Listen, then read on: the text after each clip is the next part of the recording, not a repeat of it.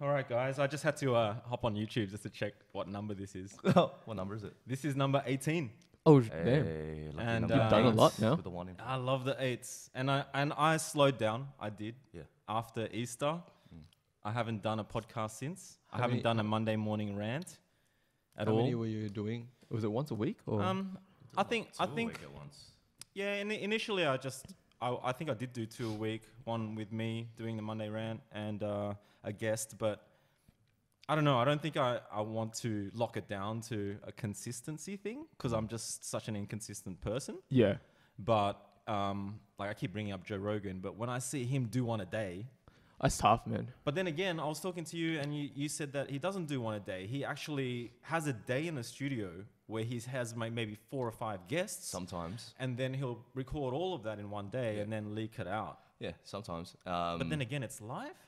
He's live though. So how can he do that? There's stuff that you can do to stream it later.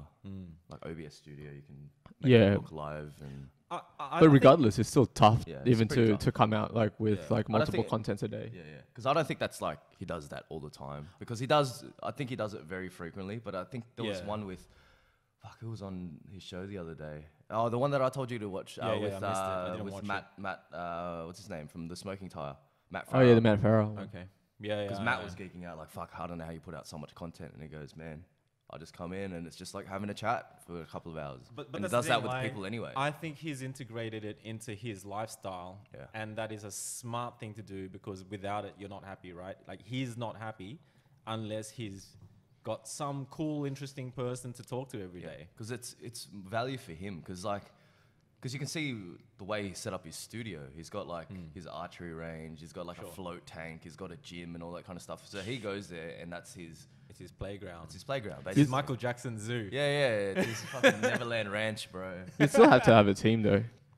Well, Like he's he would got still that have to young have a Jamie team. guy. Yeah. And Not just for production wise, just for like he doesn't. I'm pretty sure he doesn't have to be the one going out there finding guests. Like he'll have preferences. It'll be a that'd team be like Jamie. reaching out there. well, As- that's as the a thing. He producer, doesn't that'd be do Jamie. anything. He just rocks up and That's whereas I have to edit the video and edit the But that's what I audio mean. That's what and- makes it tough. It's just for Yeah. him to actually find talent out there. Like you can't just have random people coming in all the time. Yeah, he's done. He because it's his own show. He doesn't have prerequisites. So there was this YouTube video a couple of weeks back where these vegan activists were protesting against a deer restaurant, like a restaurant that serves game, Yeah. basically. I remember seeing And this guy just decided to had enough of these protesters that he decided to cut up a deer in the window. Like he took the fucking deer to the window and he started chopping it up, which is an art, right? Like how you cut it is Hell an yeah, art. hell yeah. But to do it in front of the activists Yeah. created a big thing. And then next thing you know, I watched Joe Rogan show this morning and the guy's on it. I'm like, oh, Joe, that's a bit quick and Yeah. it's a bit knee jerk. Yeah. No, but But it's a topic that he likes, you know. Yeah. But that's whole- following. how- That's, that's how that's a it stays trendy relevant. thing too, though. Like it's on trend, Yeah, so That's what I mean. Like, which is good for him. yeah. Yeah. I find it more interesting when he gets, like, he has some really big names on there, like really renowned people. But then for some reason, when they're on his show, they don't feel like they need to say, oh, generally speaking, Yeah. or they're not afraid to be politically Yep. incorrect on his show. So the sad thing is, like, I watch his show and I don't know who these people are. Yeah. Yep. But then you realize that they're amazing people when you look into it. Yep. And there was a guy recently, he's old dude, probably in his 70s or something. And he was saying how he had to go to India or something and have some hardcore drug, this drug that comes from a plant or something, that apparently is more hardcore than heroin. And he needed that to get off marijuana. So he took this he on the podcast, and this is a really renowned, like a writer or something, and he's just gone on and shit. told everything. Wow, And he's gone. Him and his wife went overseas to get rid of his addiction to marijuana by taking this Something drug that strong. resets you. You take it, and it's like you. And he said, you might not believe anything that I'm about to say, Yeah. but everything that he said was completely afterlife, after out of body, Right. and he spoke to someone, Yeah. and then someone said something, and then he went home, had one smoke, and went, oh my god, this is disgusting, I fucking hate this, and he got rid of everything, all Wow. his gear, and because he's like I feel really sorry I forget his name, but because he was quite a famous dude, he's loaded, and he bought everything. He bought like volcanoes to smoke. You know the vaporizer vaporizers, and he said it was so fucking expensive and so good that he bought like 3 of them just in case one of them would break. and instead of buying like just an ounce of weed, he would buy like a suitcase worth of weed because he's got so much money, and celebrity kind of thing. But he was just like developed a really bad relationship with it. Family and wife crazy. And stuff were like, you gotta stop. Yeah. You know, so I find it interesting that people bare their souls on such a huge channel. Yeah. That's what you're expecting of this podcast, right? You expect people. Well, no one's listening to us though. I know. So it's fuck shit, cunt, pussy. But that's the thing, right? Like, I mean, it's nice to know that not everyone's listening yet. I mean, if you were Joe Rogan, you're seriously inviting people to make videos all day long about how you're fucked or you're stupid, or you know, the amount of I hate Joe Rogan videos on YouTube. There's heaps of them. Yeah. There's so many of people saying how fucking stupid Joe Rogan is. He's just a dumb cunt that gets smart people on the show. And the funny thing is that Joe says that himself. He's like, I'm fucking dumb. Yeah. But I know a lot of but he's not selling himself to be an intellect. Yeah. You know what I mean? Like, that's just a silly comment though. Like, well, he's saying out loud that I'm so much smarter now because of the podcast. Yeah, for sure, because he's actually exchanging ideas with people that are smarter than him. Well, saying that it's smarter than him. But that's just silly. Like, you can't criticize someone for doing something that they weren't doing before. Like, you know what I mean? They're criticizing it for hits or whatever. I mean, that's the thing. It's like he's learning. Yeah. I mean, I don't know. It's interesting to think where he'll go. Do you know what I mean? Like, he of all people, for some reason, like, I think Joe is an emotional person because he's a smoker. Yeah. But he doesn't show much cracks. He's very good at not showing cracks. He's always so fucking on it, and he's always positive, and he's never negative. And I'm like, man, there's got to be a crack. Do you mean emotional as in like he's got issues? Yeah, because he keeps a lot private. Yeah. Like, even though he gets his guests to fucking open up, you'll never hear Joe really talk about his daughters, or I mean, he mentions them, but he won't talk about his issues with his daughter or his issues with the show's never he'll talk about issues. He'll talk about public issues, but not his. But he won't really go into my depression, like him.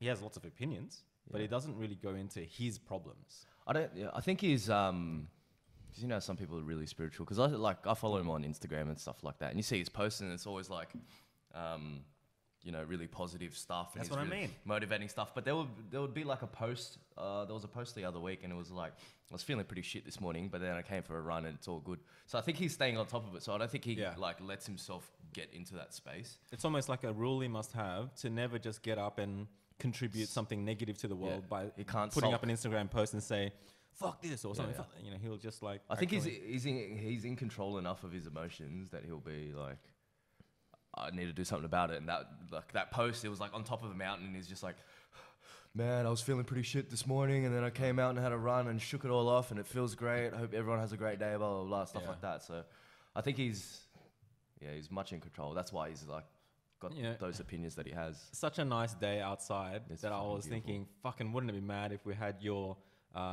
portable the road and and go out to the beach and record, right? Yeah, that would have been fucking cool. Sick. We would have been distracted a lot though. Yeah, there's so much shit. Like, you just, oh my god, shit. What's up, River Beach? Well, we can always do it. well, you could try. But yeah, I don't know. It's almost like that. I almost want to take it away from this table because. Just before we hit record, we had music on, and that fills the room. Yeah. You know, like music it's a vibe, right? Yeah. And just doing this without music, it just fucking kills me. Because we would probably never be in this situation. Like, we're on a podcast, sure, but in reality, it would never be this quiet. We would always have music. Yeah. Yeah. You can like take it into a car and stuff. Like some guys have been doing that as well. Like recording into a car and then like a 3-4-way conversation just goes for like hours. Yeah. But they're just inside a car with like a radio on and they're just cruising around town and stuff. Yeah. Kind of different as well. You can still control like, I guess, the audio part of it because outside you have like wind and like. Well, yeah, exactly. You know? Yeah. I mean, I don't know. I'll keep it going, but I've heard a few people say to me, dude, you just gotta keep it going because one day it'll just fucking explode. Yeah, but the podcast thing, it lives on podcasts, right? For you, it's not necessarily YouTube, right? More people listen to it on podcasts than actual. Yeah, they're not staring at you for 3 hours. But that's the thing, like like the YouTube stuff is not really kind of like a base for how you see how many people view it. Yeah, because I'm pretty sure Joe Rogan gets his views or plays more on podcasts and iTunes than actual YouTube. No, for sure. Because I don't know. Because you just imagine it, like say you're running like half an hour to 1 hour, and your one's about 2 to 3 hours. I would much rather listen to the podcast when I'm driving in peak hour traffic or something, and a lot of people than watching it, while working. Because it's like working, you're watching, you kind of get distracted. 3 hours of dedication. But if it's just running through as audio, it's perfect. Yeah. A lot of people do that. A lot of people just listen to it. I know. Forget who it was, but they were giving us feedback about our podcast. And I'm like, yeah, man, I just had it on in the background. Yep. Just listening, and like little things stuck out here and there. But like a lot of people just have it running. Yeah, because if you just run in the background, you can do your own thing. As soon as there's a topic that you kind of interests you, you kind of tune in, and then you tune out and then tune in, but it just keeps playing. Rather than if it's YouTube, it requires so much attention. Yeah, true. I mean, I watch like how sometimes it's a 3-hour podcast and then people will take out snippets, right? I'll watch the snippets, but they don't do it for me because I prefer it in the podcast. Context. Yes. Yep. In the podcast, you hear the ramp up and then you hear where they get to. And then when they get to that conversation, that particular point, it really hits home because you've stumbled upon it. Yep. Whereas when they cut out that bit and I just watch that bit, for some reason, I don't know what they're talking about. Yep. I feel that. I feel that in general. Has your opinion or has your mind about podcasts, like how you analyze them, has it changed since you started making them? Yeah, look, I think my take on it is that someone out there is talking enough and they get out there enough for me to discover them. Gets to a point where I fucking stumble upon this person, Jordan Peterson, okay? So I stumble on Jordan Peterson and then it's like all of a sudden you're like, okay, I've got his names, I know how to spell his name, now I can go searching. Yeah. So you go searching, you fucking find it. You find it all. But then it's like he's the flavor of the month.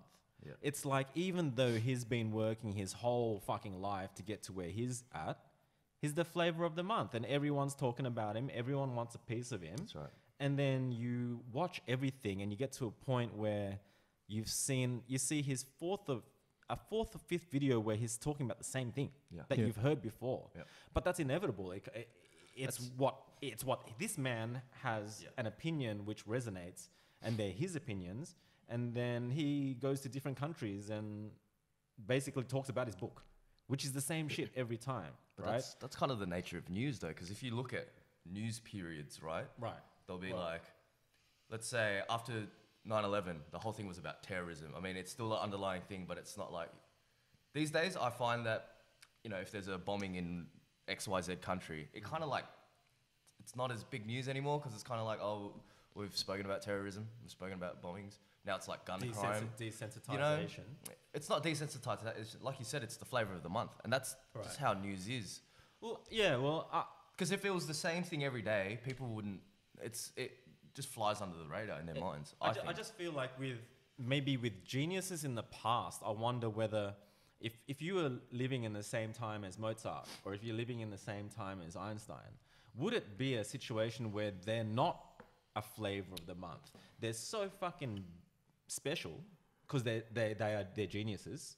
They're so special that they are constantly in your face because they're changing the world, right? Yeah. And Elon Musk is changing the world, but it's not really in your face like maybe geniuses once were in the past. It's just how information is disseminated these days. I don't know. But that's what I'm saying. Like, were they in your face in the current, or were they just in your face because we're kind of looking back at it? Like, you know what I mean? Like take like Picasso, for example. He was only famous after he was dead. Yeah. Oh, I don't know. You know what I mean? Like, if he's famous or they're geniuses now because we're looking back at what they did, I think not what they're doing during. No, because when you look at it, like, let's say if you're using the example of art, there'll be art periods, right? Like Cubism or all these. But Cubism wasn't exactly famous when it was happening. It was hated. Yeah, but not that it was happening, but at the time in those art circles, that was the style. Like Impressionism was like style, and you can kind of group them, so people will kind of like things. But I think what Justin is trying to say in terms of did they have a longer effect back then? I think they did because... I think so. Just because of how information is disseminated these days. Back in the days, it was like you'd have to print an actual thing to send out. Right, and you wouldn't be able to type in Jordan Peterson and view his whole life's work in one day. It's not as saturated. You could Netflix cram, you could Netflix cram an entire 12 episodes, which is spanned out over 1 year, in one day. You can Netflix span Jordan Peterson's entire fucking career into 1 day and just basically have heard everything it's I mean, we don't even have to look that far back. I mean, I remember back at school, you'd have to go to the library to find out anything about everything. No, but it's also true. We phase in and phase out really quickly now. Like with any kind of trend. Well, this is what I'm saying. It's a bandwagon thing, right? I mean, it's like it pops up all the time. It's like we're living in this world where everyone wants to create a bandwagon that people jump on, but the funny thing is, you know it's a bandwagon. Yeah. Like you know they're gonna jump on, then they're gonna jump off. Yep. That's viral videos. So it's kind of like memes. Oh man, it's like it's really weird for me because I've generally been positive this year. Like this year I've been pretty good. I think, And then come Easter time, just got a PS4 Pro. I had really bad weather for a few days. Bought heaps of weed and just lost it. I fucking lost it, which is typical of me. Like I then when I do that, I sit there and I'm playing games and I think about my childhood and stuff, and I'm like, this is the same. But you've got weed now. But it's the same. It's like when I was a kid, I used to get up at 4 or 5 in the morning. Yeah. Just to turn it on. Parents wouldn't be awake yet, and I'd turn on the Atari. And I'd play Space Invaders, or I would watch Transformers, you know, on Cartoon Network or whatever. But then when I had a Commodore 64, 128D, that you couldn't save. So if you're doing like Ayrton Senna or even Mega Drive, if you're doing Ayrton Senna's Grand Prix, you chuck it in the Mega Drive, there's no save function. Yeah, you'd have to play So you have to do every race of the F1 season in one sitting. Yeah. Because you couldn't stop. Yeah. You couldn't just leave it on. That was the biggest turning point in my childhood. Was when remember they came out with memory cards for the PlayStation? You're like, what? I don't have to play this whole game and save that shit. Because that's what people did with Nintendo, right? Even with Mario, right? You would have to start from the very scratch. Oh, but no, even with Super Nintendo could save. You could save. But even with the little memory cards, what you couldn't do now was that autosave every 5 minutes. And then you'd have to save after each level. Because I used to remember say playing GTA or something like that, the GTA 3 or whatever. You have your parents going we gotta go to dinner, and I was like, no, I gotta finish this mission, go to sleep, and they're like, why do you want to go to sleep? He's like, I gotta save it first, then we can go. Yeah, that's cool. But now it's just kind of Yeah, now it's like, you just play a 10 off. Checkpoint, and you just fucking die and just sprout back up. But it's weird, man. It's like when I'm gaming that hard, I feel guilty. But then when I feel guilty, I think back on how this is not different to you. Me. I mean, I've always been addictive and spent hours and hours on crazy shit. Yeah. And had my health deteriorate because of it, even when I was a kid. So I don't think it's any different, but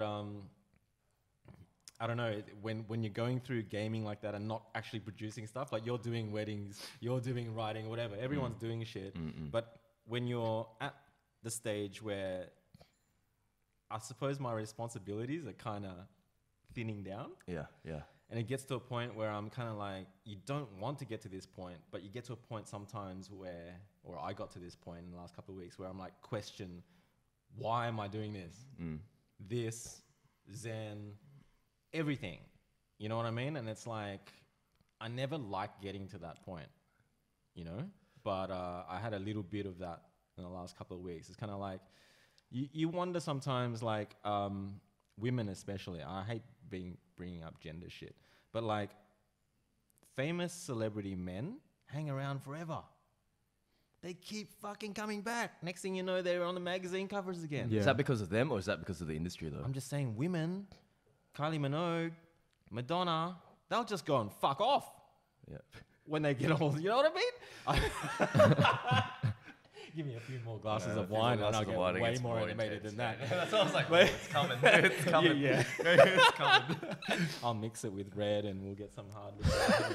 But all right. But I find that fascinating because I think about that shit. I think about how like when someone's contributed so much to the world and they just decide to pack it up and I've had enough, you know. Well, they just don't want to contribute anymore. Yeah, I think in your specific example that you used of Hollywood or whatever, I think it's still driven on that whole.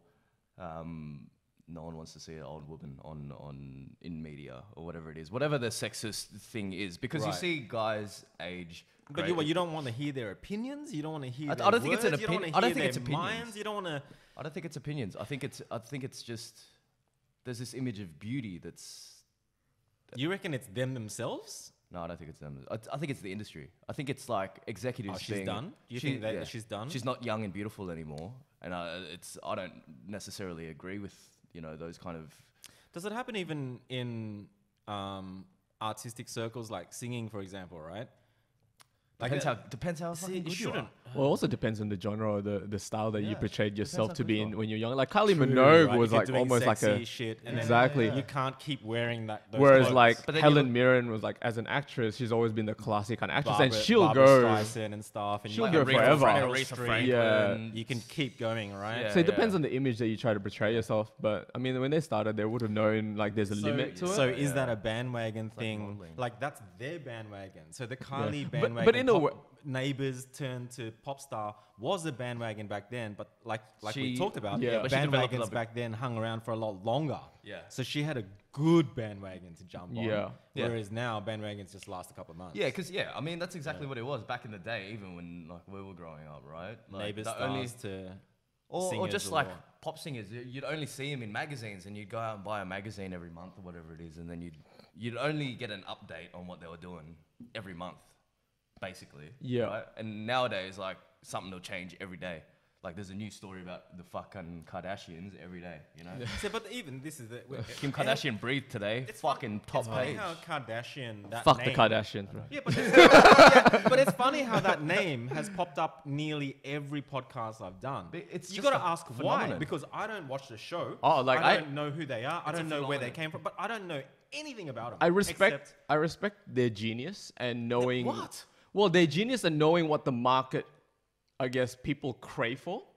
Like, but general, not us, right? But why is it genius if us three and everyone all over the world thinks that they're a bunch of I don't approve disgusting people? But that's the thing. I don't approve of their ways, but reality TV shows are going high and they're playing that kind of game. I mean, like, the mom knows this and she's like controlling everything. Are they worse off or better off? This is my question. Some people don't care about it. That's the thing. Some people don't value their image. Like these guys are basically selling themselves, selling their image for fame and fortune. It broke them up as a family. It broke them up. But that's why the decision it turned a guy into a woman. Well, that's the show. But that's their perspective. Like, turned it into I mean, come on. If the show never happened, he would never have turned into a woman. Yeah, that's true. The fact the show happened was leverage for him. To turn himself into a woman. It's because he's on the bandwagon and he believes he's in it so much that. But it's okay. He wakes up every day thinking that he's someone. Yeah. But it's kind of like up to them to think if they're better off or worse off. But to me, the world is worse off because what they've done. That's for sure. Well, this is what I'm getting at. How could you be them and be happy and proud? But that's their problem. Right. And their priorities. For me, it's like their values. I respect their genius in making a show or making kind of like a fortune and some kind of empire in what they've done.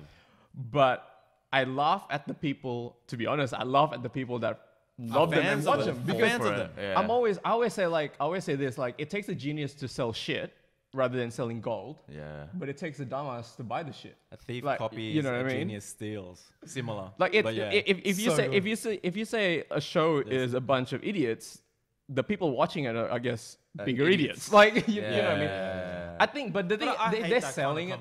But they're selling it though. Every time you talk about the sheep or the masses, I just can't stand that kind of conversation because it makes you sound like an arrogant cunt to put yourself in a position above the sheep. You know what I mean? But it's almost like you can't deny that there is a sheep. You call them a sheep. You call them the mass percentage. Yeah. It's not black and white. I don't think it's black and white though, because we can sit here and like shit on people that watch the Kardashians, but I've watched a couple episodes because I've had nothing else to do, and I'm just go, fuck, this is dumb. But then you go, but I'm watching it, so like, how much better am I than the people that watch it? Probably not that much better, but no, but then there are people that queue up for them. There are people that there are people that buy all the shit that they sell. Yeah, that's different. But it's not black and white. I don't think you can like a scale of it. I mean, I just don't think you can class them as like a sheep. These are just the people that kind of, well, some guys just love reality TV shows, some people, but then there's a lot of their fans are because I think the Kardashians were one of the first, I guess, families to bring Hollywood into TV homes. They were. Like an open of what Hollywood was into your home and make it personal. And then everyone felt like they could get to know who a celebrity is. Because everyone used to be like, the only way you know a celebrity would be paparazzi or if they want you to know. Yeah, that's right. Everything else is private. Like Kardashians are all open. And almost. I think that's where the attraction came from. Yeah. I respect that part. I don't like how they got famous enough to get that part. Yeah, yeah. Right. Like say the Kim Kardashian previous to the TV show. This well, all that sex tape and all that kind of stuff. But what did they do? What did they contribute to the world? No. See, their dad was O.J. Simpson's lawyer. That's why. At least a musician, if you're gonna follow reality TV with a musician, at least they make music and they share it with people. What does Kim do? What does Kim do? They started that genre. Like the only guy. Huh? They started that genre of doing nothing. Stupid reality shows. Because now you. What does the guy do?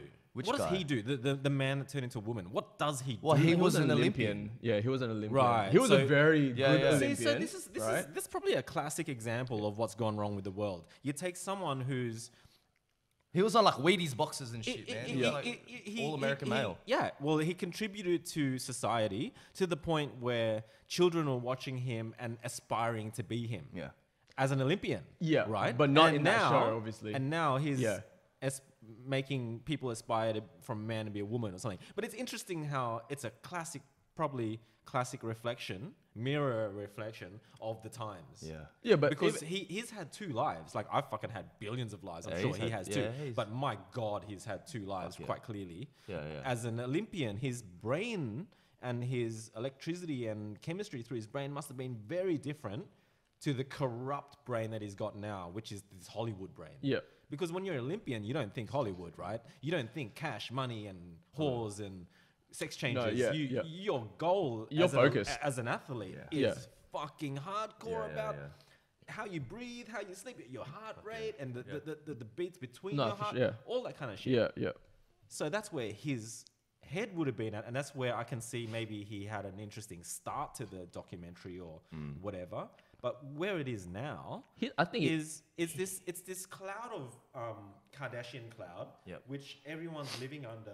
That I honestly have no idea. No idea. I've never watched who they one are, episode. what they do. Me neither. Well, they're rich because the Robert Kardashian, the dad, who was married to the mum, was O.J. Simpson's lawyer. Now this rich thing is always the rich thing, isn't it? They were socialites. They weren't but they weren't that big. They weren't that right? big, but they were socialites. They were rich, but they weren't as rich as they were. Do you remember Beverly Hills 902? To 100, who doesn't? My mates and I used to drive to Coogee every episode. Yeah. And we'd all get the bongs out. We always used to laugh at it, right? For the whole episode. Jason Priestley. But everyone in that show was good looking except for one chick. The fucking daughter of the director. Tori Spelling. I mean, Tori Spelling. But that is the Kardashians, isn't it? Like you've got so much money that you know what? Let's just start our own TV show. You know where Kim Kardashian started was if you watch. Remember the first socialite reality TV show was The Simple Life with fucking Paris Hilton and Big Brother. No. This is like the mindless fucking Nicole Richie, wasn't Nicole it? Richie. Yeah. So it was Lionel Richie's daughter. See, there you go. Another one. Yeah, and Lionel then Paris Richie Hilton is a force to be reckoned with. Yeah. But his daughter's just the famous bandwagon. because and then Paris Hilton. And she's got fans. Oh for sure. And Paris Hilton, the And what does she do? heiress to the Hilton throne. Yeah, what does Paris Hilton do? Nothing. She's just rich, and that's why people follow them around because they put them in a situation where these two rich socialites don't have a grasp of the real world. So now we're talking the people that are following them have to be fucking the sheeple / 13-year-olds. Well, this is what broke the mold. This is what broke the mold because, like Daniel said, you'd only see glimpses of celebrities. There was like a pinnacle, a pedestal that celebrities used to be on. All of my relos, if I ask them about the Kardashians and stuff, they're like, "I know, they don't watch that shit." Yeah. So it's all the oldies don't watch that shit. No, I mean, like, way. it depends on who you are, but there are some, but not like most of them are going to be teenagers for sure. Right. So then this is what's wrong. Well, that's what's wrong with it, because I think they're a role model and they're not setting it right. Well, I'm telling you now, this is what's wrong with the entire fucking last 20 years, is that there's genuine people like us, okay, would go out and create a bit of content because we're fucking being real. You could be shooting a wedding, you could be writing about something. Anyway, we're putting ourselves into it, right? Sure. But then you've got people that are competing against us, and they're not doing that. They're just trying to fucking sell to them sheeple, the masses, right? If I do something silly, trying to tag along. If I do something silly like a meme, I'm gonna get heaps more likes. If I post a GDR, I'm gonna get heaps more likes. If I post up an R shot, I'm gonna get heaps more likes. Yeah. Now those people that fucking invest in that, that's what's wrong with everything. It's gaming the system. So I don't care that nobody's watching this. Yeah. But if everyone was watching this, we'd be fucked. I mean, this is my problem, is like, you can understand why Chris Cornell and people just want to suicide now, because the world that they're living in, they had genuine fans once upon a time. Yep. But now they don't. But now they release a record, it's 13-year-olds that they've got to compete with the Justin Bieber to sell the records, but you shouldn't have to sell anyway. You shouldn't care, you know? But you can't help it. You might even have 13-year-olds liking your stuff, but you didn't want them to, but they're going to do it anyway. Yeah. So it's almost like I feel at 43 this year, I feel that the content that I push out falls on a much more confusing audience than when I once did a design community and people were hungry for design, hungry to fucking make it. Now you're like trying to convince them to get into it. You know what? You're like, come on, guys, stop being fucking lazy. Come on, trying to motivate people. But it's like, once upon a time, it wasn't like that. It was like... What I think it is now, though, is because... There was no bandwagon jumping. There was no bandwagon. I mean, and bandwagons exist because of the instant gratification that people get from their sources online. And it's this is easy my to problem. tick those boxes. I don't listen to Jordan Peterson anymore. And I'm saying I'm just as guilty as everybody else. I've become sheeple too. I'm just saying this is the world today. Yeah, for sure. I'll go and... like you said, once upon a time, you had to go to the library, and maybe Jordan Peterson, you might find one book. Yeah, or a journal but article now or something like I've that. Binged Jordan Peterson for 1 week. I've heard everything the fucker has ever had to say. It's got nothing left for me. So I'm like, next. So it's instant gratification, and then you feed it really easily. And that's why you're saying like people who thrive off making the bandwagon content, they're just gamifying the system. But they're just fucking up the system. They're fucking up people like us, or they're fucking up people who are doing the real thing. Yeah. And then they go and get all the hits. But then what they're doing is influencing a whole lot of other people to stay dumb. See, so these people need a bandwagon to jump on. Yeah. So these guys go, you know what? I'm going to look for that next bandwagon. I'll go create it. And then that bandwagon lasts for a couple of months. And then the next bandwagon comes along. And what's happening is you're not getting the Picassos. You're not getting stuff because these bandwagons only last for a little bit. Oh, man, I understand though, but like, as like a business point of view, it's still business. It's still business. But I understand. What's fucked about business. But I understand what you're saying. That's what's fucked about business. That's what's fucked about business, bro. Because this is the thing. It's like games developers, right, who have microtransactions, for example, right? Warframe. I play Warframe. The developers just did an interview recently where they noticed one kid. He was like 14 or 15. One kid was spending like thousands on just all the microtransactions, and they just went, how can we live with this? You can and you know what? They fucking got rid of them. And that's the thing, like, it takes balls to do that. It takes balls because if us three, off the mic, we go, let's create a fucking awesome app. This can't lose. We're gonna fucking make it. And then we make the app and just say we start seeing people, feels good, right? We're making money. But then we notice one guy is spending like $1,000 a day on the fucking game, on this app, and we're sitting there going, "Fuck, awesome." Yeah. But then after a while, surely we'd sit here and go, "Guys, this guy's got a problem. It's like this guy has a fucking and you're feeding that problem. And we are the ones that are creating the fucking bandwagon for him to jump on. Yeah. Being a drug dealer. And then how do you live with that? This is like being my a drug point. dealer, This is my point. And this is my point in the day. You're a drug dealer. You can justify it. It's their choice because they want to. No, but sometimes you're like, oh man, I just want to sell to my mates so we can all have a mad party. And then you do it. And then there's one guy in the corner ODing, and you go, fuck, I did that. You know what I mean? That's exactly what it is. But it wasn't a mad party after all. There's like some guys like frothing at the mouth in the corner. Go, fuck. Have you seen me? I've seen you completely fucked up. Have you seen me fucked up? No. Vomiting and shit. No. Oh no, there was the fucking fake weed shit. Oh, I wasn't there for that. Yeah, no, you weren't there for that. I wasn't there for that. I get pretty fucked up, man. I went green last week, actually. I think a lot of people seen me pretty fucked up, though. Bro, yeah, that was the best night that night. At the end of that night, at the very end of that night, which no one will know about, I hopped in someone's car. I think it was Claudia's car. And we did an illegal U-turn. I was there. Yeah. So you were fucked up. Like, your head was out the window. I was like, and your head was out the window. If you're gonna throw up, make sure you fucking throw out the window. And we did a U-turn. We did a U-turn. Like we just did the whole night of Alan like fucked up, vomiting on his sleeve all night. Alan was sitting there going. There's an article about it on Zen, right? Yeah, there's an article on Zen about synthetic weed, and so Alan was vomiting on himself all night. We finally chuck him in the car, and we're going. Yeah. We literally hopped in the car, turned it on, did a U-turn. And I'm sitting there going, fuck, this can't be happening. My head's out the window. Alan's head's out the window. This cop's just started to like talk to Claudio, and then he's just gone.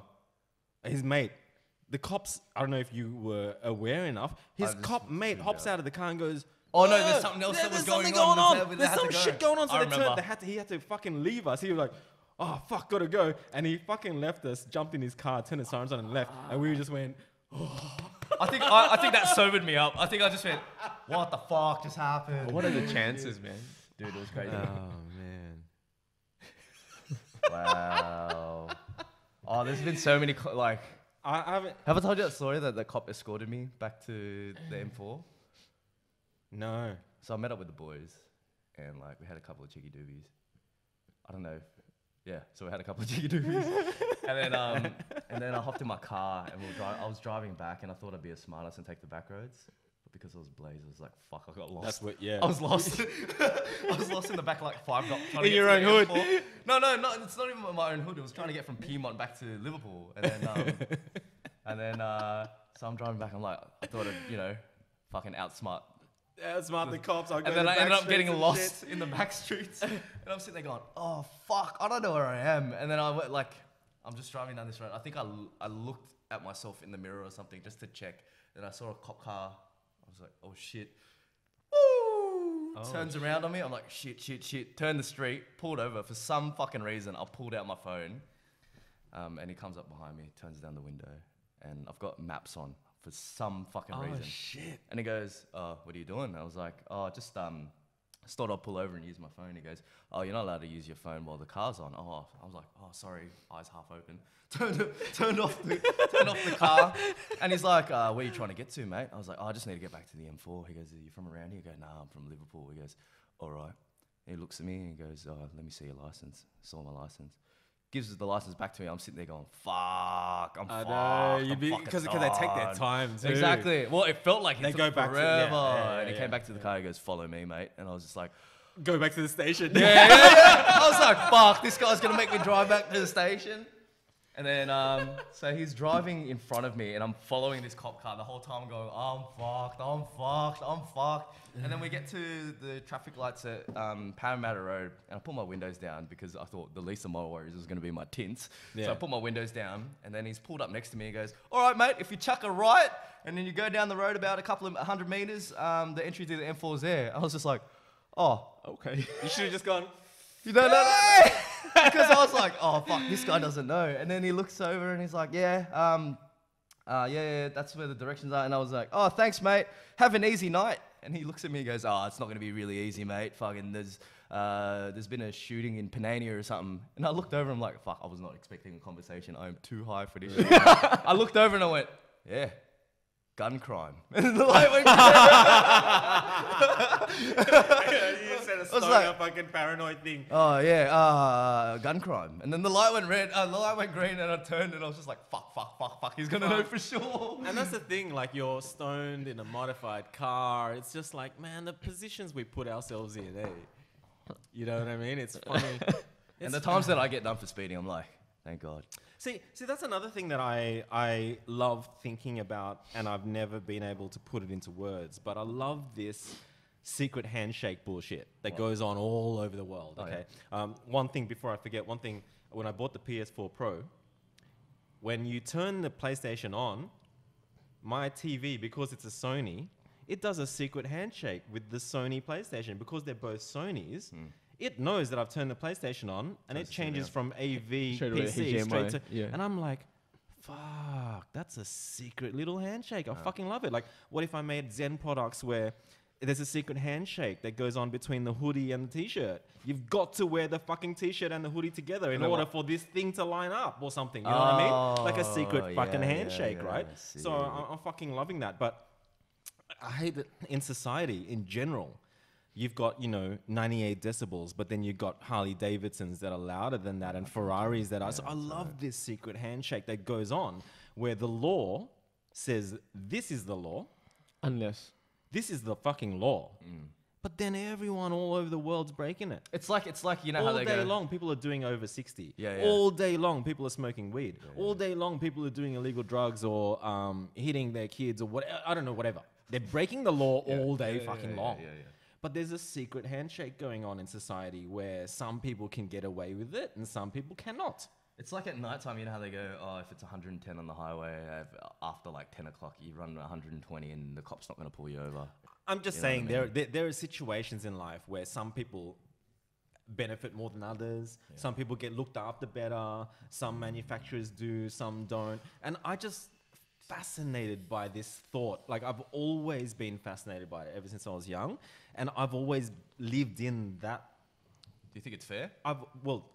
It's not fair to other people, but I love it. I love it that I get away with murder. Like I love it that if I'm on the other side, you wouldn't think that. Well, they can do it too. This is what I'm saying. It's like maybe they can't. They're saying I can't do that, Justin, because I go to work or I've got a boss or whatever. But like, bro, like, like I said, I had recently had a mate come over and say that photo that you posted up about the cocaine shot. What the fuck you doing? I'm like, I'm just being funny, What if there's no cocaine in the shot? You couldn't really tell. And he goes, yeah, well, my sister's husband's on the fucking task team, and if you don't, he liked that photo that you put of me up the other day, and she liked that photo, and he's probably in bed next to her, checking it out, and then he's gonna scroll down and see your cocaine shot. So he's like, it's up to you, mate. Do you want the knock on the door or not? Yeah, exactly. And it's like I don't go through life celebrating illegal shit because I think it's cool. Yeah. I do it because I'm nervous about it, but I'm also like trying to say that these are my faults. I'm not like fucking cheering about it. I'm not one of those guys who goes, yeah, fucking weird. I only do that because of the nervousness. It's a knee-jerk reaction. Yeah, I get it. But it's a way of getting by. Yeah. But yeah, man, it's like you never think about that. Like you never think about how much I break the law every single day. And how much we all do. But I love that. I love it that you go out on fucking main road right now and we can sit there for 5 minutes and maybe see 3 cars go over 60 k's an hour. Or people on their phones. But that's what I'm saying. Like this is what I'm getting at. It's like people litter or people put a cigarette butt in the ground or people... I'm just saying like the general consensus is the whole world are lawbreakers. But there's the law and there's police who are trying to police it. Yeah. But then generally speaking, everyone's a crim. Yeah. Everyone. You're only a criminal when you get caught. Yeah. Well, this is what I'm getting at. Yeah. This is what I find fascinating. Yeah. Like we drive cars that are completely against the rules. Daniel's is all right. Well, I'm just saying. I got no phone for my roll cage. I'm defensive. I would say a majority. Not a minority. I'm talking about a majority of car modifying enthusiasts. That's the fault with have law broken the laws. Well, that's the fault. That's I'm not talking about minority. I'm talking about fucking everyone. Yeah. But that's a fault of law enforcement because there's not enough people to police. But like, if you did have everyone police all the time, then it'd just be fucking 1984. Well, that's right. When I was in high school in business studies, The fucking textbook said to me in black and white text, if someone calls out on the street and calls you a motherfucker, you can sue them. Yep. It said that in writing. It said it in writing. If someone calls you a name that you feel harassed by, determines like derogatory and stuff like that. Yeah, you could take them to court for calling you a fuckwit or something. But I mean, I call you a fuckwit. You're not gonna take me. You'll get the mail tomorrow. Yeah.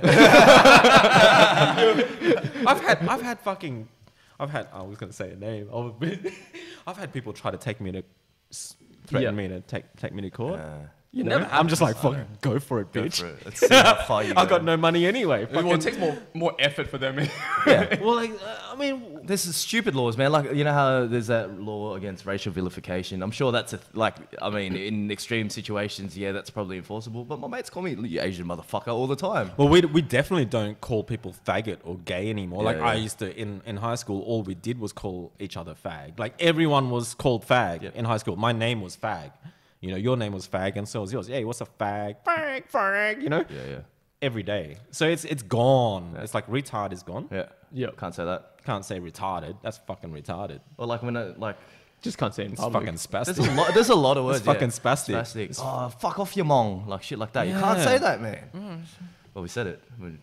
Well, I can say it. This is the thing. We're not it's saying like it at anyone. I saw Bill Burr in an interview the other day, and Bill Burr and what's the Indian guy who does the Asian jokes? Russell Peters. Yeah, so Bill Burr and Russell Peters together getting hammered by a woman who supports gay marriage and gay culture and stuff. And she's like, you can't say faggot and gay derogatory anymore. And he's like, my mate just called me up today and he's like, and I asked him, hey, you want to see a movie tonight? And he goes, no, I'll go hang with the wife tonight. And I'm like, fuck you, you faggot. And that's what he said. Yeah. And it's like, I didn't think of... He wasn't thinking it was because of his upbringing. Yeah. Because he was brought up in the 80s. Yeah. That's why he said it. Do you think it's excusable though? No. But yes. I do. Yes, okay. I do. Because culture is really important. You can't... A joke's a joke. And I think that I think comedy is dying. I think comedy is dying because comedy should be the only fucking thing in the world that can address anything. It's a mirror to society. And you go, look how absurd this is. That's what comedy is. Didn't those guys who did comics about the Middle East get bombed?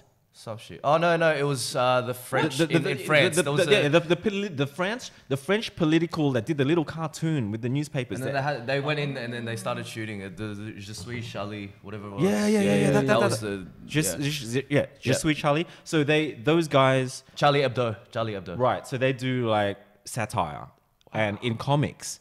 But then they got so upset that they got shot. Yeah. That's so screwed up. But that's comedy. It's like, come on, man. Like, and it's like, it needs to exist because how can you not poke fun at someone who's so powerful that you can't touch in any other way? But that's the thing. I think I was watching I think it might have been Bill Burr as well because he's very opinionated about like... He's awesome, by the way. He's really...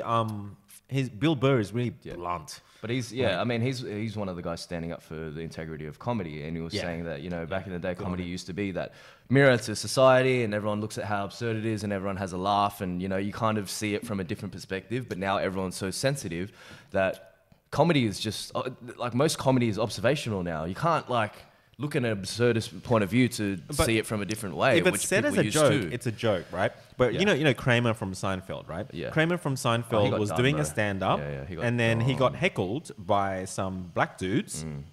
Then he started calling them nigger and shit and get the fuck out nigger or whatever. I don't know what he said, right? Did say that. But that is inexcusable. See, that's different to cracking a joke because that's not a joke. Okay. No, Now that's different. Yeah. But there is a fine line. But I feel like we're the most insensitive out of every race. I feel like every Asian is the most insensitive to political correctness or incorrectness or something like that. Because we're so politically incorrect. Well, we used to get so much shit, but we turned it into a joke rather than... We could take you know a joke. what I mean? We not that other people can't take a joke. Not taking a joke. It used to not be a joke, these racist things to us. But we took it as a joke. Do you know what I mean? No, we used it to empower ourselves, you know? I did. Yeah. I copped it. I copped it No, too. but I meant like we copped it as like, oh yeah, like and then you return it as a joke rather than you kind of taking it as like, oh fuck, I'm like depressed now. Like when I was, oh man, you got a small dick, you fucking Asian fuck, and you go, yeah, your mum fucking loved it. Who cares, you know? Like we turned it around, we didn't give a shit, you know? And but then again, we're also the most racist race in the world anyway. No one hates Asians. No one hates Asians more than other Asians. But fuck, I fucking hate it because it's been like 99% Asians on the podcast. Yeah. And then when you had a white guy, it was just like... had memes made and shit. Fuck. But it's interesting. Like, I actually do have more Asian friends now than ever. Yeah, because you grew up. Well, you grew up. I was always wanting to be white. You were and then now I'm kind of like, I'm not proud to be Asian, but like, you know Z from JDM Yard, right? When I met Z, fucking funny story, man. When I met Z, I bought a short shifter for my 8.6 and he delivered it to me. He came out, he was out the front, give me a short shifter and he said, come to my car, come to my car. And I went up the street, up to his car, a 180 SX, Type X. And he popped the boot and he goes, these wheels will fit your 8.6. You want to buy them? I'm like, fuck, nah, I just want the short shifter. So that was the first time I met Z, right? And then like, turns out he lived in Meek Street in Kingsford. So we start like hanging out and we literally had lunch every single day, every day. And in the beginning, he goes to me with my blonde hair and stuff. He said, why do you dye your hair blonde? Like this was a bit later on, you know, in the beginning, he was too nervous to ask. Yeah. Later on, he goes, why'd you dye your hair blonde? I'm like, I don't know, man, fucking whatever. And he goes, are you embarrassed to be Asian or something? You should be proud, man. You should leave it black. Dragon blood. Long hair, no care, bro. Z was like, dragon blood, man. Dragon blood. Long hair, no scare, bro. Wow. That's funny. Yeah. But he's definitely proud, you know? Whereas I think I've always had that, like, as an Aussie kid, like, growing up here, I've always had that wanting to be Aussie. And all my Aussie mates wanted to be black, you know? It was funny for me growing up. We were like Public Enemy. Yeah. It was funny for me growing up because Flav. I was like one of the only Asians at my school, but everyone else wasn't white. They were like Middle Eastern. Yeah, right, Wogs or... But it's easier to connect with Middle Eastern people. Yeah, because the culture is quite similar. Because our parents beat us up. Because our parents beat us up the same way. No, but it was, I don't know. It's because you're immigrant kids, man. Yeah, but they're also, in a way, they're also Asian. Like, to be honest, they're also Asian. They're just Middle East of the Asian continent. Yeah. And their culture is kind of almost the same. Like, it's kind of like blended. How we bonded was the fact that we weren't white. That's how we bonded. We invited a white friend of mine who would always be at like my house on the weekends or after school. He's always there. Yep. And my parents invited him to Yamcha one Saturday in Chinatown, Dixon Street. Mad. He was fucking freaking out. He had no idea what the fuck every dish was. Yeah. It was just like, and this was back in the day. It was really weird back then. Yeah. You know, and I remember going to chicken feet. No, well, I don't think we did. But I think even with everything else, he'd never had anything. He'd never been in a situation where there's so many Asian people in one room. You know what I mean? Yeah. And another situation, I had a rock band, and my drummer was this 6-7 foot Aussie dude who lived in a housing commission. Invited me over for dinner one night. I tried to pick up his cat. His cat was it was a Russian blue, and that's why I have one. I have one because I remember his. His one was so big, I tried to pick it up when no one was looking. The cat didn't feel comfortable because I was too small. I was trying to pick it up, didn't know how to. It dug its fucking claws into my chest, and I was like, ah. Anyway, dinner afterwards, steak and 3 veg. Yeah. I couldn't finish the steak. I couldn't finish the 3 veg. It was bland. Dry. Monstrous. So it was dry as well, right? And bland. And it's just funny, you know, as a young kid, you know, your parents know that you're over at your mate's place, you know, having dinner there and stuff like that. But then, you know, his mum just went, no wonder you're so small and little, you little Asian kids, you know, you need to eat fucking meat and 3 veg. You know, that's the thing. Like, we were eating not that. Yeah. No, yeah. You know, it's just like race was so different. It was so unusual. But it was hard though. Like I grew up in the hills. I mean, I was only about 1.5 years into Sydney before we moved into the hills, and I was there until now, really. So like back then it wasn't very Asian. Right. But if there was an Asian, it was mostly like Filipinos, right? So they're kind of Western-ish, Westernified, I guess, in themselves. But it was hard making like Aussie friends for me because it's like we were talking about Russell Peters before, and he had a joke about like him and his white friend when he had to go over to his friend's house. He's like, man, you call your mom bitch? Yeah. Like, you call your mom by your you know what I mean? Yeah. That's why it's so hard. Like, I couldn't find like, you know, that I can relate with because I can't do that to my dad. No, you know, I don't call my dad with like a first name. I have to call everyone else uncles and aunties. I used to feel weird going to people's houses and be like, so what do I call your dad? Like Mr. Yeah, but I used to be like that too. I used to be like that too. But isn't that where you change? Like my mum even said to me the other day, like, how dare you? Last night you said, fuck you, mum. Fuck you, mum. I'm like, oh shit, I was just really drunk. I'm sorry. You know, like I went over the line. But like, you got to figure out where that line is. Yeah. I don't know. I changed a bit in terms of like being a bit more casual and have a bit more friendship with my parents. But at the same time, I don't think I've ever let go of like the whole Asian respect culture that I find you that kind of sucks. don't get in. Like I get it, but it's like at the same time, I feel like that's the communist fucking pressure shit. And when you fight with your mum and dad to the point where you resolve it, okay, that's the difference. You can fight with your mum and dad and not resolve it and makes everything fucking worse. But when you fight with your parents to the point where they see you like how you see you, because they don't know how to see you any other way because you're the kid. But that's where you have to balance it out. They can still see you as the little baby that they fucking was so fragile and shit. So it's awesome when you fight back to the point where they can start to see relying on you. I wouldn't call it fighting back. That's where you have to find the balance. You do have to talk with your parents and have a discussion about it. But at the same time, you have to educate them. I'm not saying fighting. Yeah, you need to educate your parents. The respect and the family culture that you get from the Asian world, I find it as a core. Like, because anything that you do, you can go back to that. Look, there is a core. There is a core, and that's why I get really upset when Asian kids do stupid shit. Yeah. Because I get really upset because I think, generally speaking, I hate to say that, but generally speaking, we do have a really good foundation. Do you know what it is? You know, when a copper pulls me over, I don't just go, what the fuck? Why the fuck did you pull me over like that? As an Asian guy, I was sort of probably taught to sort of, yes, officer? Yeah. What? Right, yeah. What's wrong, officer? Yeah. You know, I'm not going to fucking go, you know what? You know. But then you got to find the balance. You can talk back, but as long as you're not doing it in a douchebag way. I think with parents, you have to break them. You have to hurt them because they don't know any different. Can you imagine, you've just got married, but imagine you having a kid and how much you have to invest in that kid. You can't see it any other way. You need that kid to teach you. Yeah, I understand. There's no other way that you can teach yourself. It's impossible. The only way is for a kid to hurt you. If your kid hurts you, then you've learned. Then you've learned something. Then you felt something. You felt something. You haven't thought about it. It's not in your brain. You felt it. So the kid's fighting, and then like you have to create a resolution that is about meeting halfway. Yeah. And my mum and I, we had big fights. My dad and I had big fights. But fights is along the way. But like what I've done, I guess, with my family and my parents is that like if I wanted them to see it my way, I kind of just prove it. So I just do my own thing, and they'll go like, "What the fuck did you just do?" It's different with you, but I'm talking about like 10 years younger than us. Yeah. They're not even trying. No, they're not even trying.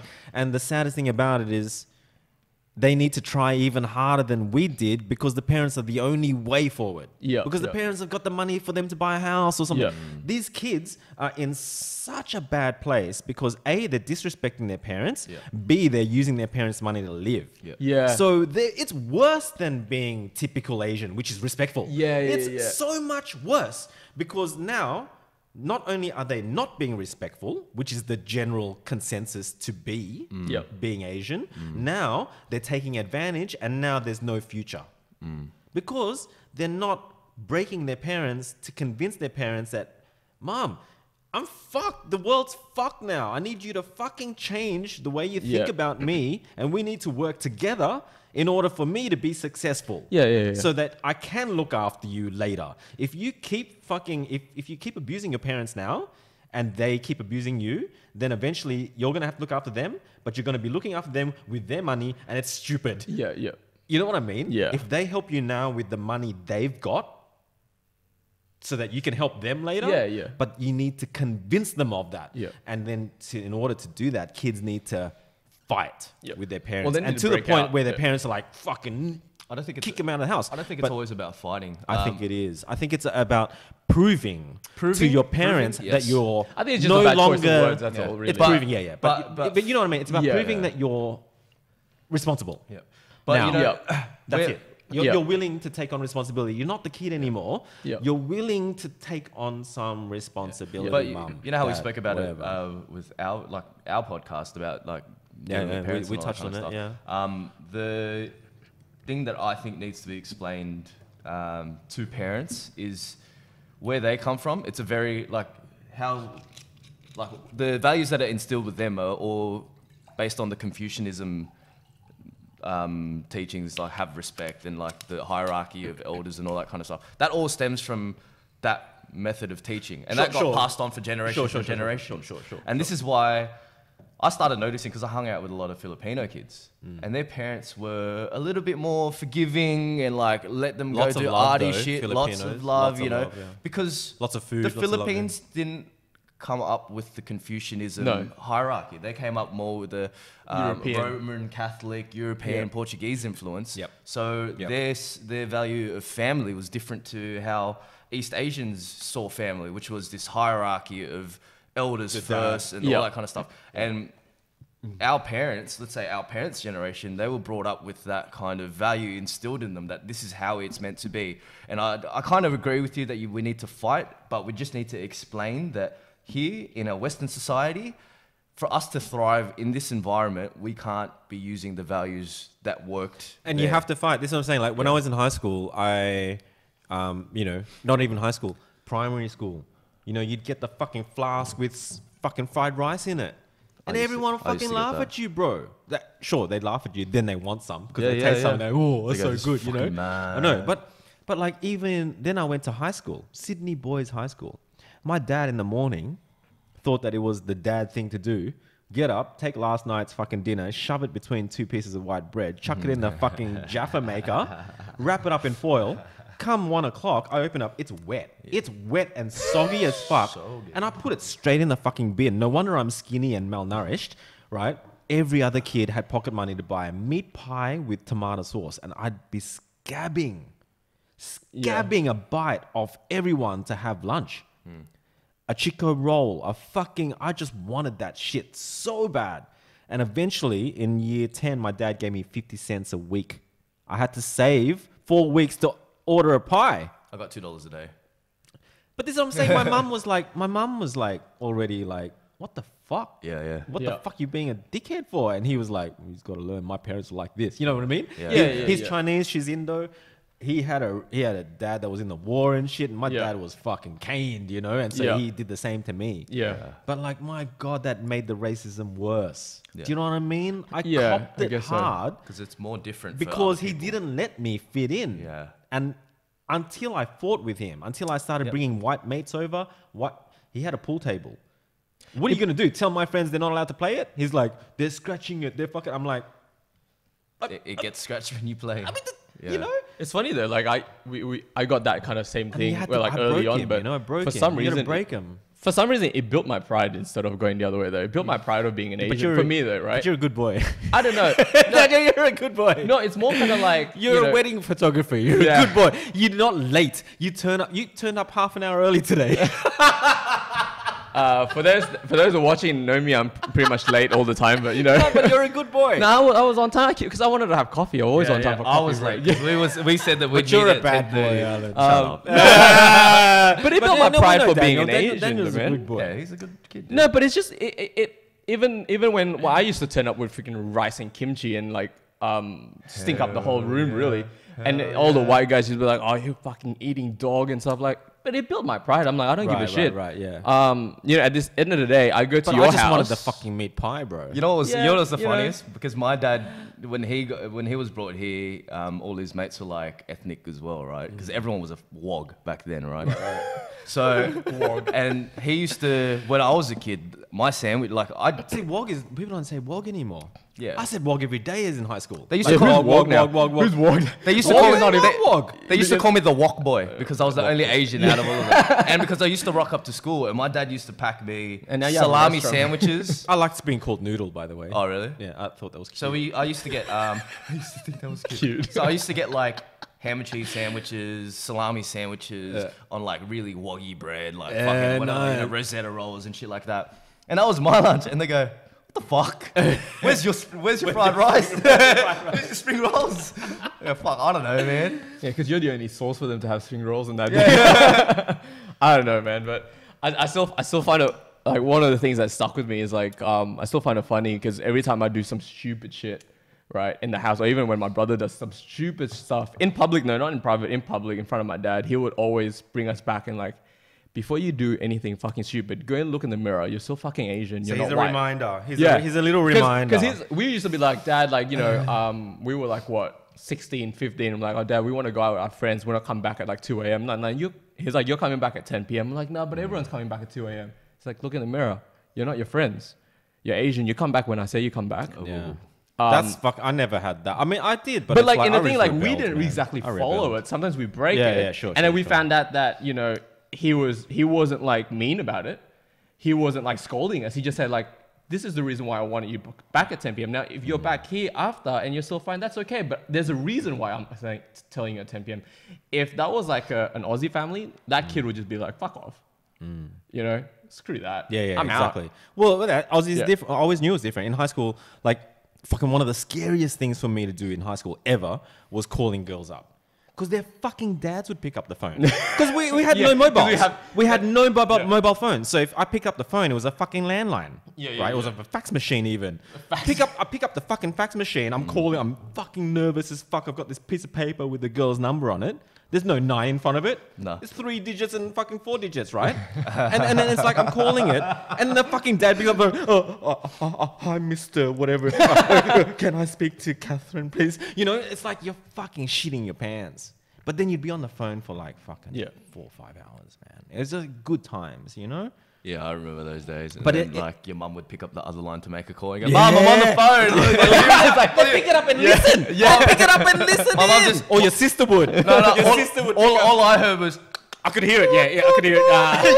That's what I was "I'm on the phone." No, they used to redial. But that's the thing. It's like I hated it when my parents would speak to me in Indo in front of a white girl that I was chasing or something. You know. And then the funny thing is, like, the last girl that I was engaged to, Christina, when the first fucking date, she's like, "Oh, let me just call my mum." And but I'm Chinese, and I'm like, "Fuck, that's not attractive," because I'm still old school. Yeah. I'm the old school fucker that's like, God, that's a bit fobby. Yeah. You know?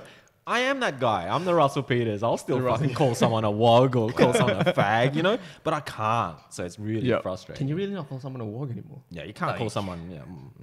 Yeah, I don't think you wog can. mates. Give it a couple What of are they months gonna and you do? won't be able to.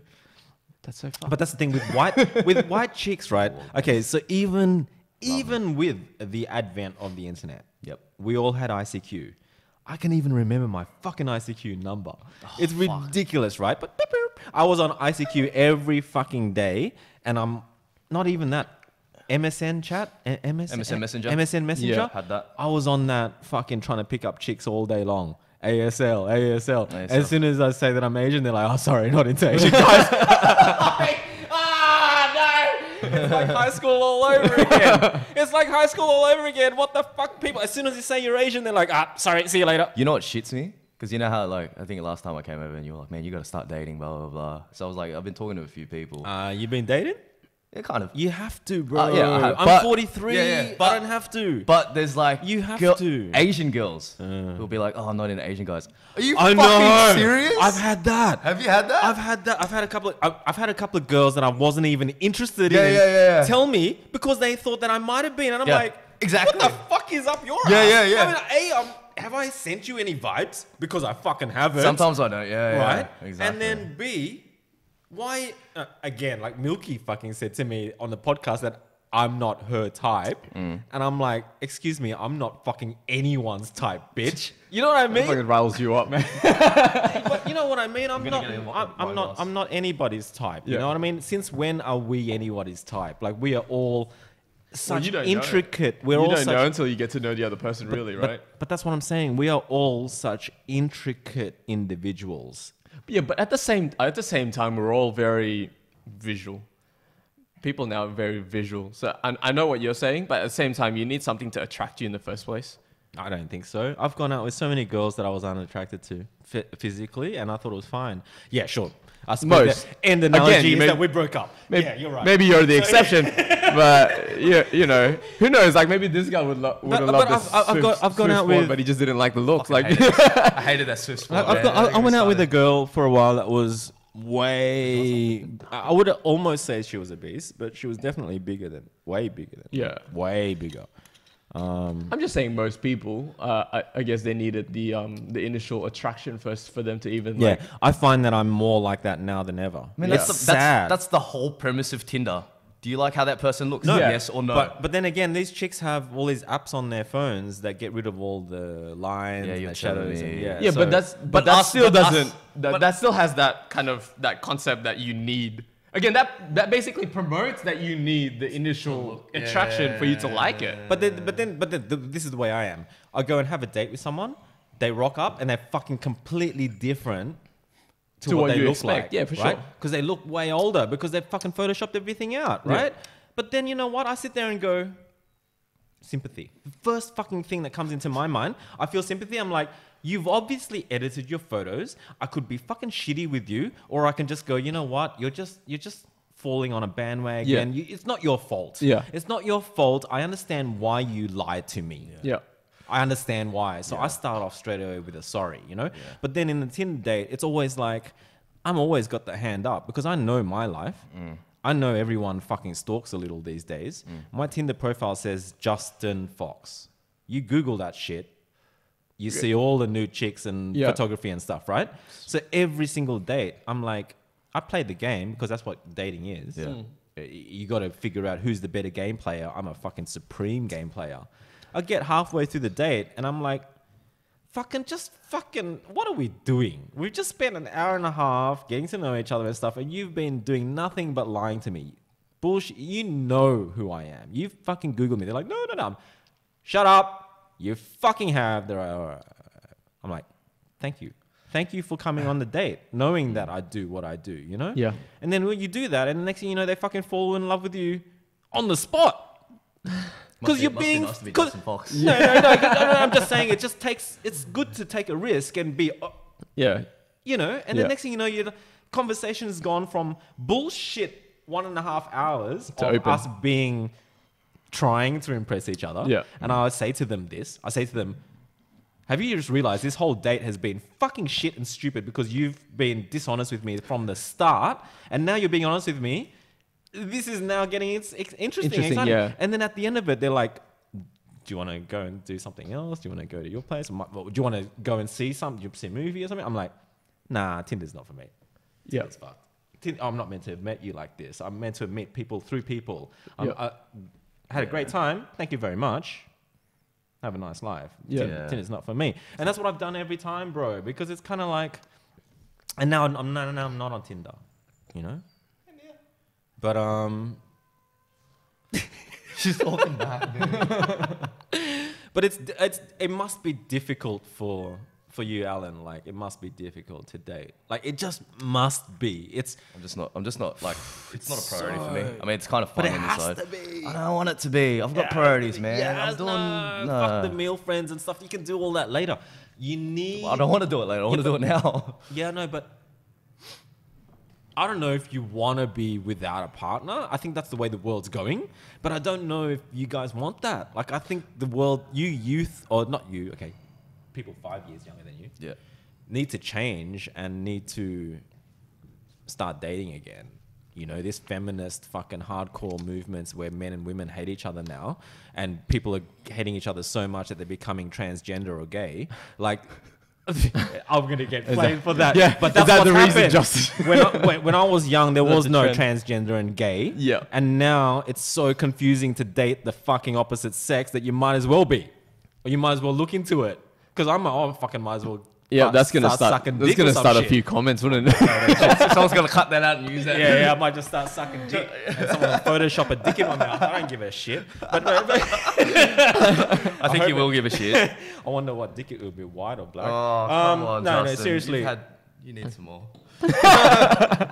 No, but seriously, I feel sorry. I feel sorry for all you guys who are just guys and girls who no longer have the innocence of figuring things out as a couple. You no longer have the innocence of figuring out what men and women, what's over the line and what's patronizing and what isn't. Instead, you're given these prerequisites, and a woman, as soon as you're in a relationship and you do something wrong, a woman will tell you. And it's because she's not felt that for herself. She's just been told that. So it's much harder for you guys because it's not really... Like, who were you dating? That's my question mark. The last chick that you dated, not the last one, the one before, she was pretty hot, but like, who was she? Because you are someone to me. So, but she was sweet, no. But I mean, you know what I mean. You know what I mean? Like, he's gonna start sucking my dick now. Fuck,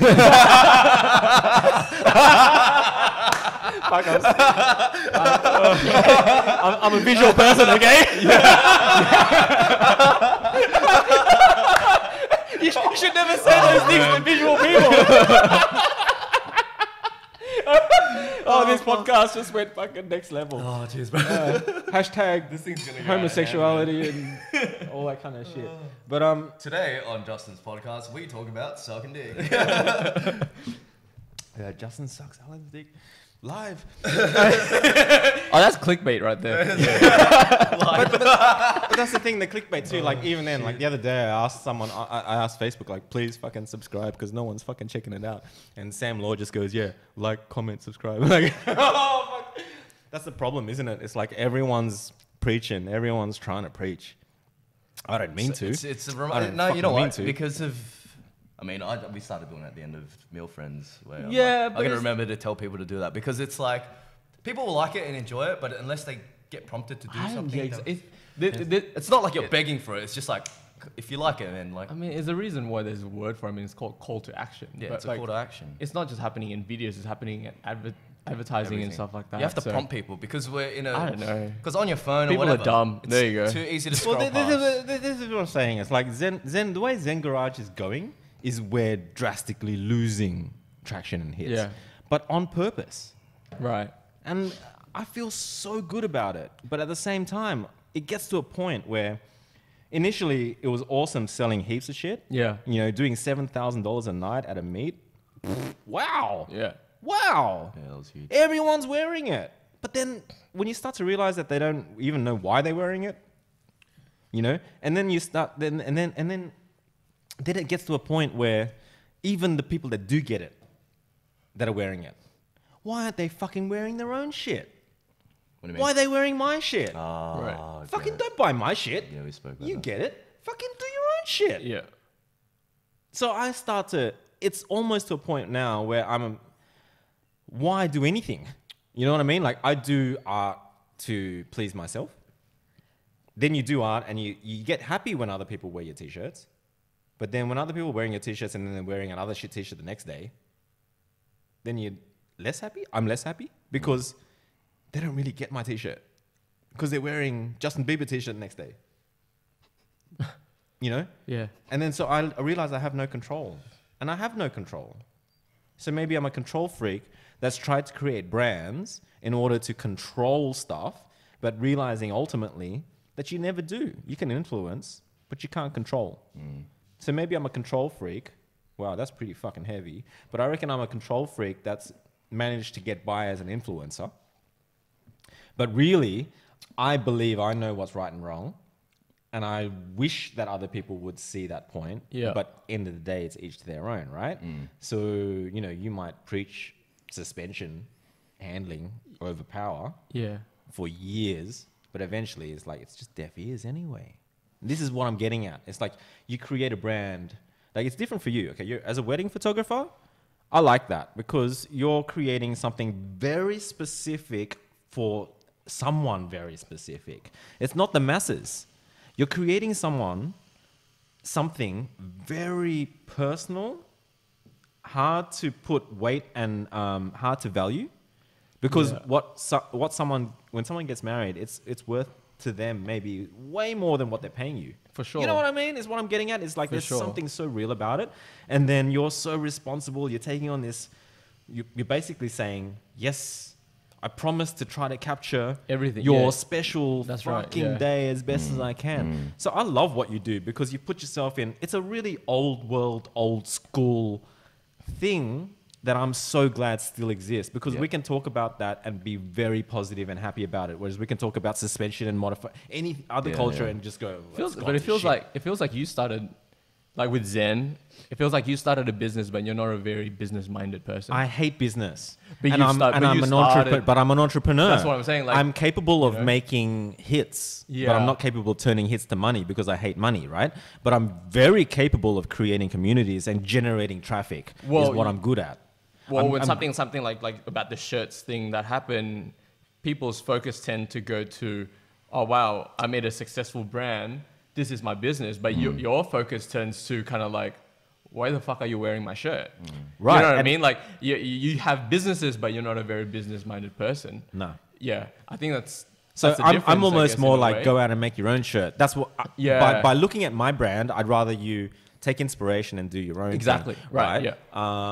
So you're not an artist more than a business person. Yeah. I mean, that's an artist kind of point of view. I like my work to be an inspiration to others. Yeah, like you want to create pieces, but you hate seeing prints. Yeah. That's why I like what you do, because it's you feel justified in asking for money for that. So the only thing that I've ever done that's recently starting a Patreon where I post up like outtakes and of my photography. It is a way for people to support me as an artist. It is black and white that. It's black and white. As an artist, I've never been able to say to the whole world, support me. Buy my artwork. I've never been able to. But now with this technology, I can say, look, if you like my shit, give me $5 a month. Yeah, and you get something in return too. And I'm kind of like, why should I be doing this for free all the time? I have been for so long. And people enjoy it. I know people enjoy it. Certain people. So now I'm making like $400 a month. I just try to be in the middle, because at some point, for me anyway, I'm really into business. So at some point, it still has to be kind of focused into the business side of things for me. I get it, but I've had a different upbringing where I suppose I've got this house. You know what I mean? I've got a lot of foundation that was given to me. So that's let me take massive risks. Massive, that other people haven't been able to. But that's why I've spent my entire life trying to inspire people to do that. My whole life has been, I got the computer at university when other people didn't. That's not fair for other kids to have but to you go made sure you took advantage of it. Well, I made sure I created Infront, which was a not-for-profit design community. And, you know, I did all the best that I could to give back. You know, I even taught design. So I think I've done my time, you know? But at the same time, if you were me and put yourself in my shoes for a second and consider how much you've inspired people to do better, but then all of a sudden the wave of technology and the internet and stuff gets too big. It's gotten so big that the people that you're friends with are being consumed by this thing called society, and you're trying your best to hold on to your values and what you learned, and you're trying your best to give your best mates, the ones close, the ones that have actually found you out of the billions of people in this world, this person has found you, willing to listen to you, you're giving them this advice, but it's so opposite from what everything else is going towards. So it's so hard for them to take that advice, considering nobody else is giving them that advice. No, that's true, But I'm the only one that's saying, go this way. Take the blue pill. You know, and some people have hated me for it because now their lives are fucked. But would you rather be awake or not? Like, end of the day, it's like this is a funny thing about you. It's like we've had like ups and downs as friends, but like when I look at you, I still see like if I was to be in old age and you were, we would still sort of giggle back about meal friends and about Zen and about, you know, Bikes Move Us and all, whatever things that we did, JDMST. That is life to me. It's like seeing what you're wearing back in future. You might be wearing a pink shirt with like pants and your waist. Who the fuck knows? with a leather belt. Knowing me, who knows, mate? I just Who don't know. fucking knows? Exactly. Yeah, but I like that. I like remembering that when my dad was hanging out with people, his mates and stuff, that you were the young kid looking up to them. Yeah. And they were hanging out as mates. And they were just like, God, we used to be funny when we were young. I mean, you know, yeah. like that's life, right? Yeah. So it's kind of like, man, what are you doing if you're doing everything for something else? Yeah. Or Yeah. yes, it's success, but who gives a shit? Yeah. Because the chick that goes out on the corner right now and says, somebody stick and dick in me, someone will. But did she win? I don't know. I don't think she did. Wait. What I'm saying. How to get to that? How did you get to that, Justin? Well, it's sort of like if you're it is man, I've just screwed my head over because that analogy of the girl going out there like, doing wait, that, what? at least she's actually doing it. That's the good thing about it. Right. But okay. no, that's not the analogy. The analogy was not that. But it really is about kind of figuring out whether you're investing in something right now because you're being smart, or actually are you being smart, being fucking the stupidest you've ever been. This all goes and back that's to what my we started point. talking about with the Kardashians. And this is my point. Yeah. It's like being real is so much more important to me now as I get older than it was before. Because before I was fucking lying. I was trying to be Mr. JDM. I was trying to own everything. I wasn't the best driver in the world. I wasn't the best modifier. I didn't know everything about HKS. I just tried to. I did my best to buy every single publication that came out in Japan and tried my best to go there every year and learn and be Mr. JDM to the point that I could start JDMST. But my God, I'm not, Babs knows more about the culture than I do. Yeah, but you went out there and did it. I'm just saying. I'm just saying it's like in this day and age, there's so many things that you could be doing that could be getting you success, and how you measure success is fucking deadly these days. Because if you're getting hits and you think it's good and you keep doing that to get more hits, next thing you know, you are those fuckers on YouTube saying, clickbait titles, like and subscribe, and then there's a whole fucking longer video because Playing YouTube pays you for longer videos. Yeah. And you know what I mean? You're paying into their thing. Yeah. Oh, this video is brought to you by this person. Or make sure you like this teeth whitening product. And fuck that shit. Fuck that shit. Yeah. That's got nothing to do with nothing. But everyone's doing it. Yeah. You know? And this is my problem. Is like, I feel like at 43 this year, I'm on the verge of giving up. Sadly, I've fought my whole life to wake people up, to try my best to inspire others, but I'm this close to, and I hate to end the podcast on a sad note, but the podcast is trying. It's my last attempt to try to speak as openly and honestly as I can. You don't think you've and inspired wake people up? No, I think I have. I think I still do. And but you don't it's think that getting to a point where it's not as rewarding for me as it used to be. But you don't think the ones that you inspired in the past is reward enough? You were telling me about the well, that's an Lamborghini interesting. Club. I don't think. Yeah, I should tell the podcast about Lamborghini Club. But you were telling me about the Lamborghini Club, and that's kind of what I think. That's what you thrive on, is seeing how your influence has carried others. And you keep saying that. Yeah, but those people have changed the world. Those people at Lamborghini nights. Like, for the people who don't know, there was a handful of creatives that I used to hang out with right at uni, and Australia's ripe. Australia's like backwards. Yeah. America and Europe, they look to us. They love our weather, and it was that whole stage where Fox Studios was gonna happen. At some point there was rumors maybe Hollywood's gonna move to Australia, and because Australia's cheaper and stuff. So a few cluey designers, creatives, moved over to Australia before Fox Studios was opened. Bradley, G Monk, Anders Schroeder, and they're some of the most biggest film directors out there now. Yeah. But they came out to Australia, and I hung out. They came straight to me because I ran in front. They were like, guys, we need Justin, we need a job, we need help. And these guys were so talented, and we had these Lamborghini nights, right, where we would have one night a month at one of our houses, and we'd all bring our PCs, big fucking towers, big CRT monitors, this big. My whole boot my Celica boot was the fucking monitor. you know, because I had 21-inch CRT. You know, I couldn't hardly carry it myself. And we'd all set up, and then we'd all be jamming on our own work outside of corporate work. Yeah. So I worked on in front. I created in front there, you know? Other people were like, Dom was doing shit, Anders was doing shit, Raz was making music. And then we had this little fucking Murcielago. We called it Lamborghini nights because we had like this scale. Yeah. So we had a little Lamborghini, and every half an hour or so, we'd open the boot. Oh, there's a little bag of cocaine in there, you know?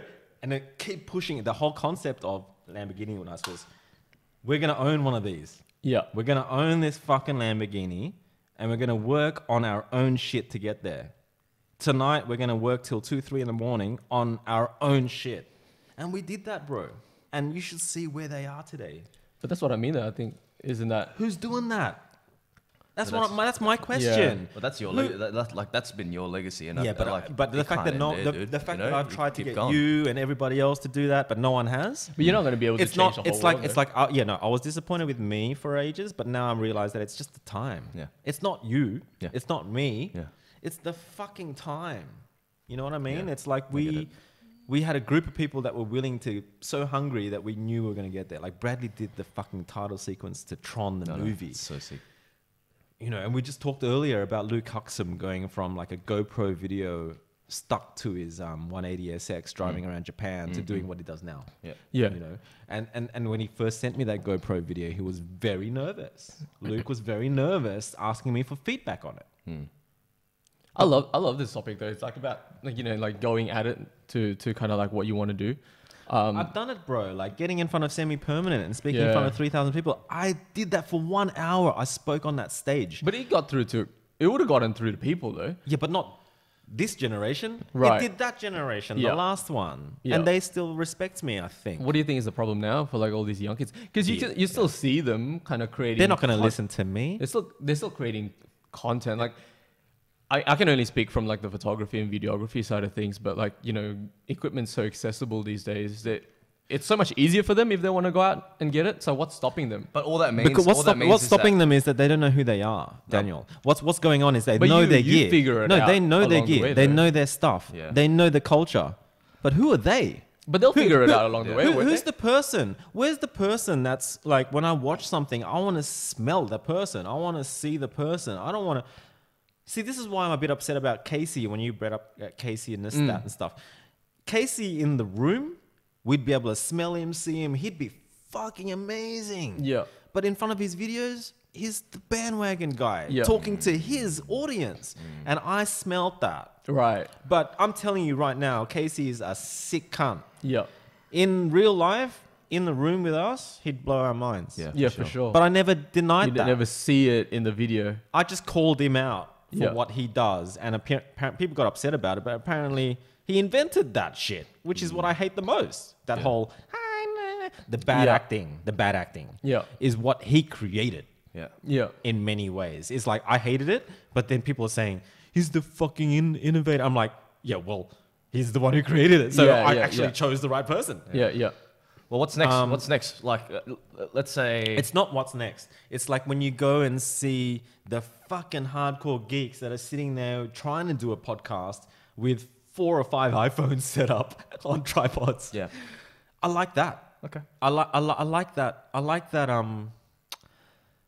like that people look at family and problems and expose their problems and look at problems as not a negative, but as an actual human thing. Yep. And resolving a problem in public Yeah. is a beautiful thing.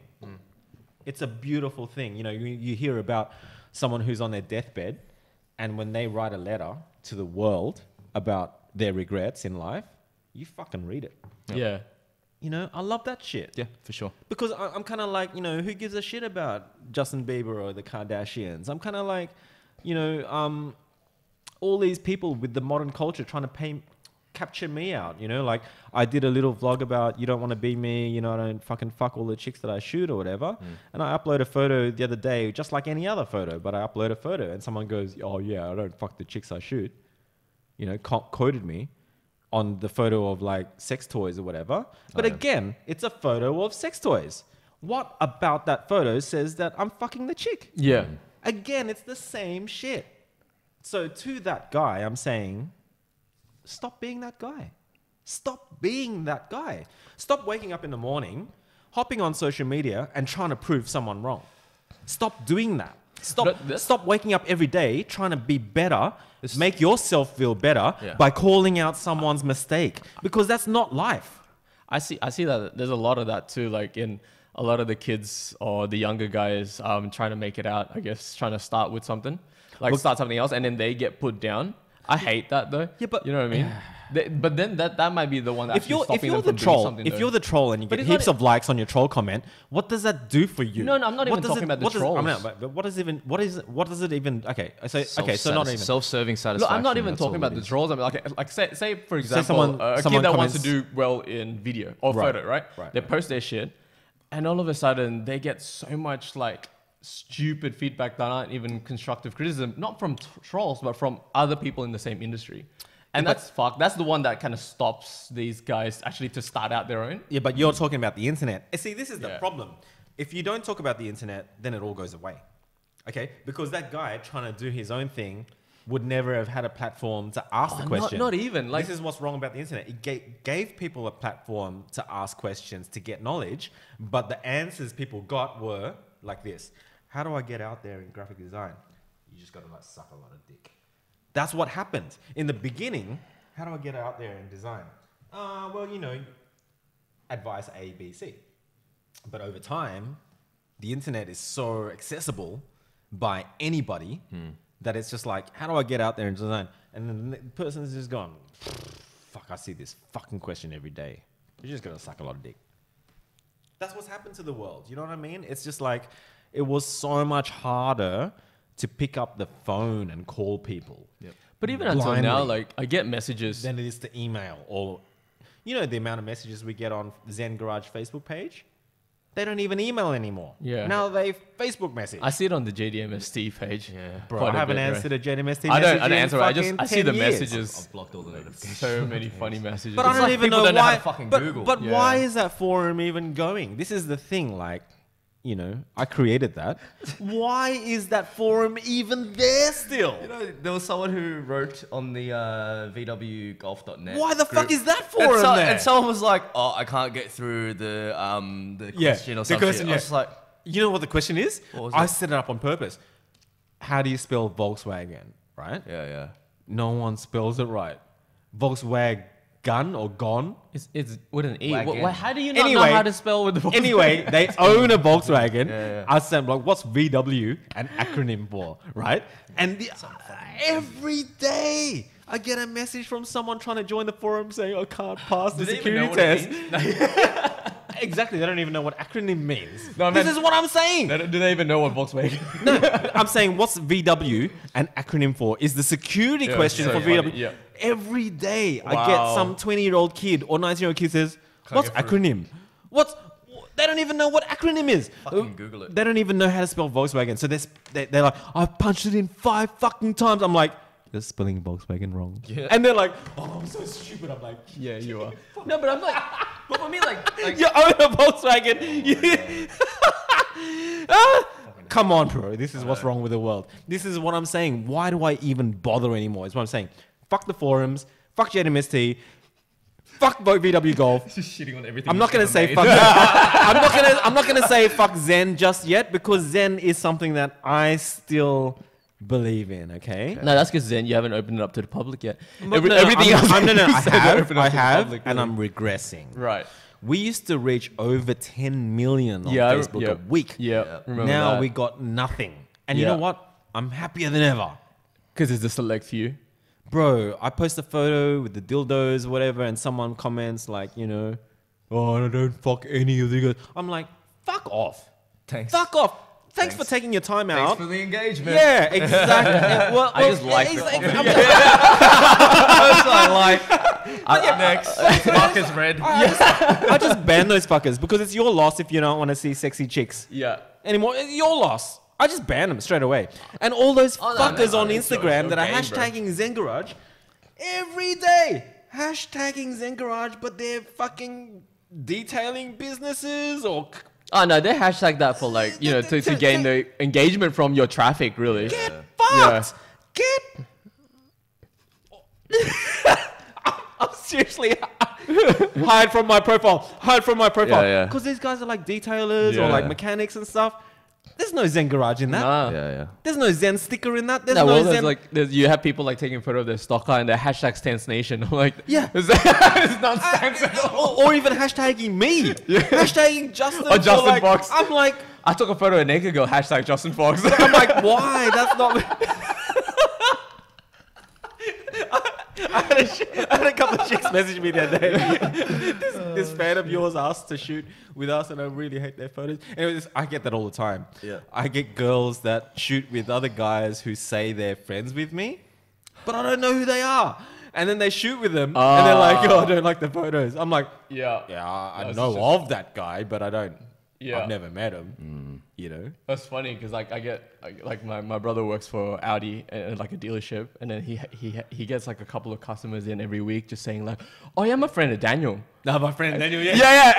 And now he needs to know. He knows how to respond. It's like, oh, how do you know him? Is it through YouTube? Yeah. It's like, oh yeah. He's like, yeah, you're not friends, are you? Not giving you discounts for shit. But it's like that, eh? It's like, I mean, I do say everyone's my mate, you know, so I'm cool with it.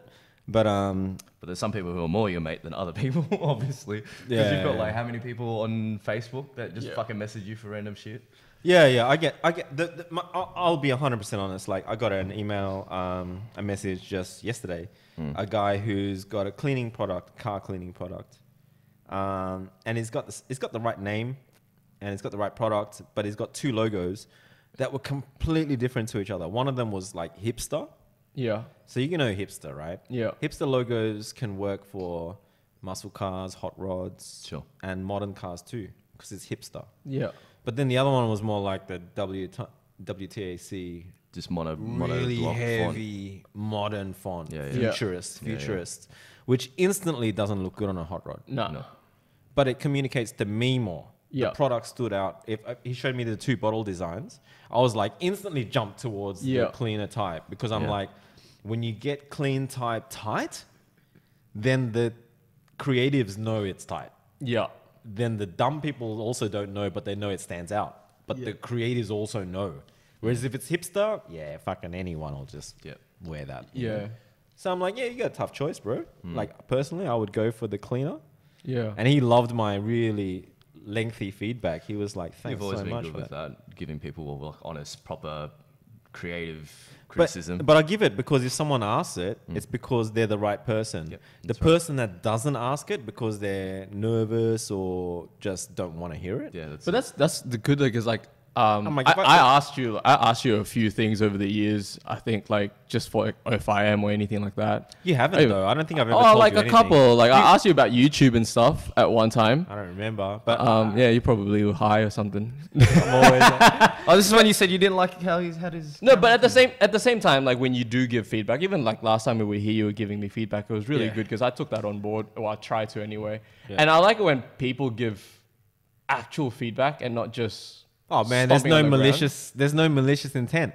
Like, but it has to be straight to the point, truthful. You don't hide things, and that's really good. And that's what I try to do when another person who's starting out asks me for feedback. Yeah. And that's what's supposed to happen. And that's when I hate it when someone messages me and they're like, I get like some photographers message like, hey Dan, like you might have done this work before. How much should I charge for this kind of work? Someone's asking me, and I'm like, and I laid it out. I'm like, you need to do this and this and this and this because of this and this, and protect yourself from the future. And then their first response almost every time is like, oh shit, thank you for like responding, because like a lot of the other photographers just say fuck off. Yeah. I'm like, but why? Like, what the? Yeah. Why would you do that though? Because like you had to start from somewhere. Yeah. No, Like I live for that. everyone who's been like successful, like Luke and all that kind of stuff, right? Chris Benny, they started from somewhere. They started from the ground, from zero. But the person who asks for feedback from the right person, they're the ones that are pushing and preaching, and they're the ones that I invest in. Yeah. Like I really do. Like I had a guy, collector cars. Have you heard of collector cars? They're funny. Oh, that's the Bra Boys. Yeah. The Bra Boys are mowing my lawn. Funny story about that. Anyway. Yeah, well, the funny story is if you have gangsters that live in your area, they're gonna fucking kill you unless you give them money. Yeah, so I give them money, but he has to mow my lawn. Oh shit! If they fucking hear that, the Bravos are gonna fucking kill me. But yeah, that's the way it works. Yeah, I'll beep that shit out. But oh man, I've lost my train of thought now. Collector, Sorry. okay, Sorry, yes, sorry. thank you. Sorry. Thank you. Collect the car. Okay, Yes. collect the car. Collect the car. Norton Street, Leichhardt. I know. Yeah. The same area that Zen Garage was Oh in. fuck! Right. My mate runs the barber there. Okay. Now Oh, listen they have to a me. barber there now. No. Yeah, they have a barber. They have a cafe. They have everything that I wanted. Actually, look at Meet and Eat. Meet and Eat, which is Can end we- of month meet, which is Meet and Eat. Do it. That was my concept. Meet and Eat was my concept. Yeah. And now they've taken it and now they're running with it, and I've got nothing to do Yeah, with no, they it. stole Anyway, your that ideas. was my bitch. Next. No, I'm gonna No, do say that. it, do I'm it, not- say it. I- I- Wait, I wanna collect do the it cars. off- Collect the Yeah, cars. collect okay. the cars. Collect the cars. I want to do it off Collect the off cars. mic, man. Off the mic. The kid that runs Collect the Cars. Sure. The kid that owns it. Yeah, Neil. He's a young kid. Very young. How young? Very young. He looked like he had Oh no, he's like 20s. same age as me, man. Okay, anyway, Yeah. you're very young. Yeah. And he had like obviously parents' money, obviously, to create a company like that Sure. with a shop and all that. Anyway, he came over here one night with a 6-pack of beers to tell me that this is your life, Justin. For the future, you're set. I'm going to make your life. Okay. So I'm like, "Pfft, big call. Yeah. All right, bro, I don't give meetings out to anyone because it's fucking wasting my time most of the time. But Yeah, like, yeah, come yeah. over, Yeah. let's go. I already knew it was going to be a waste of my time. Oh, Comes over with a 6-pack of beer Yep. and starts telling me he's going to open up this shop in Leichhardt, Yep. Norton Street, Yep. same as Zen basically, but with incense and food and stuff. I'm like, yeah, I want to do food too and all this Yeah. kind of stuff, right? And he's like, I want you to run it. You're going to run my business. The fuck would you do that for? What the fuck? Exactly. So I'm sitting there. Does he know I'm you? not even one beer in. I'm like, so you're telling me that the whole success of your business relies on someone else that you don't even know, being me, and I've never met you, and I don't know you, but you're telling me that you're giving me this responsibility and saying that I'm going to be the reason why your business successes. I'm like, why would I even want to invest in your business if it doesn't succeed unless I'm in it? was It's like- so stupid. was like- I just That's sent like him me going- home. that's like I me said, going- fuck off. But he's gone and done it. And you know what the worst thing is? What?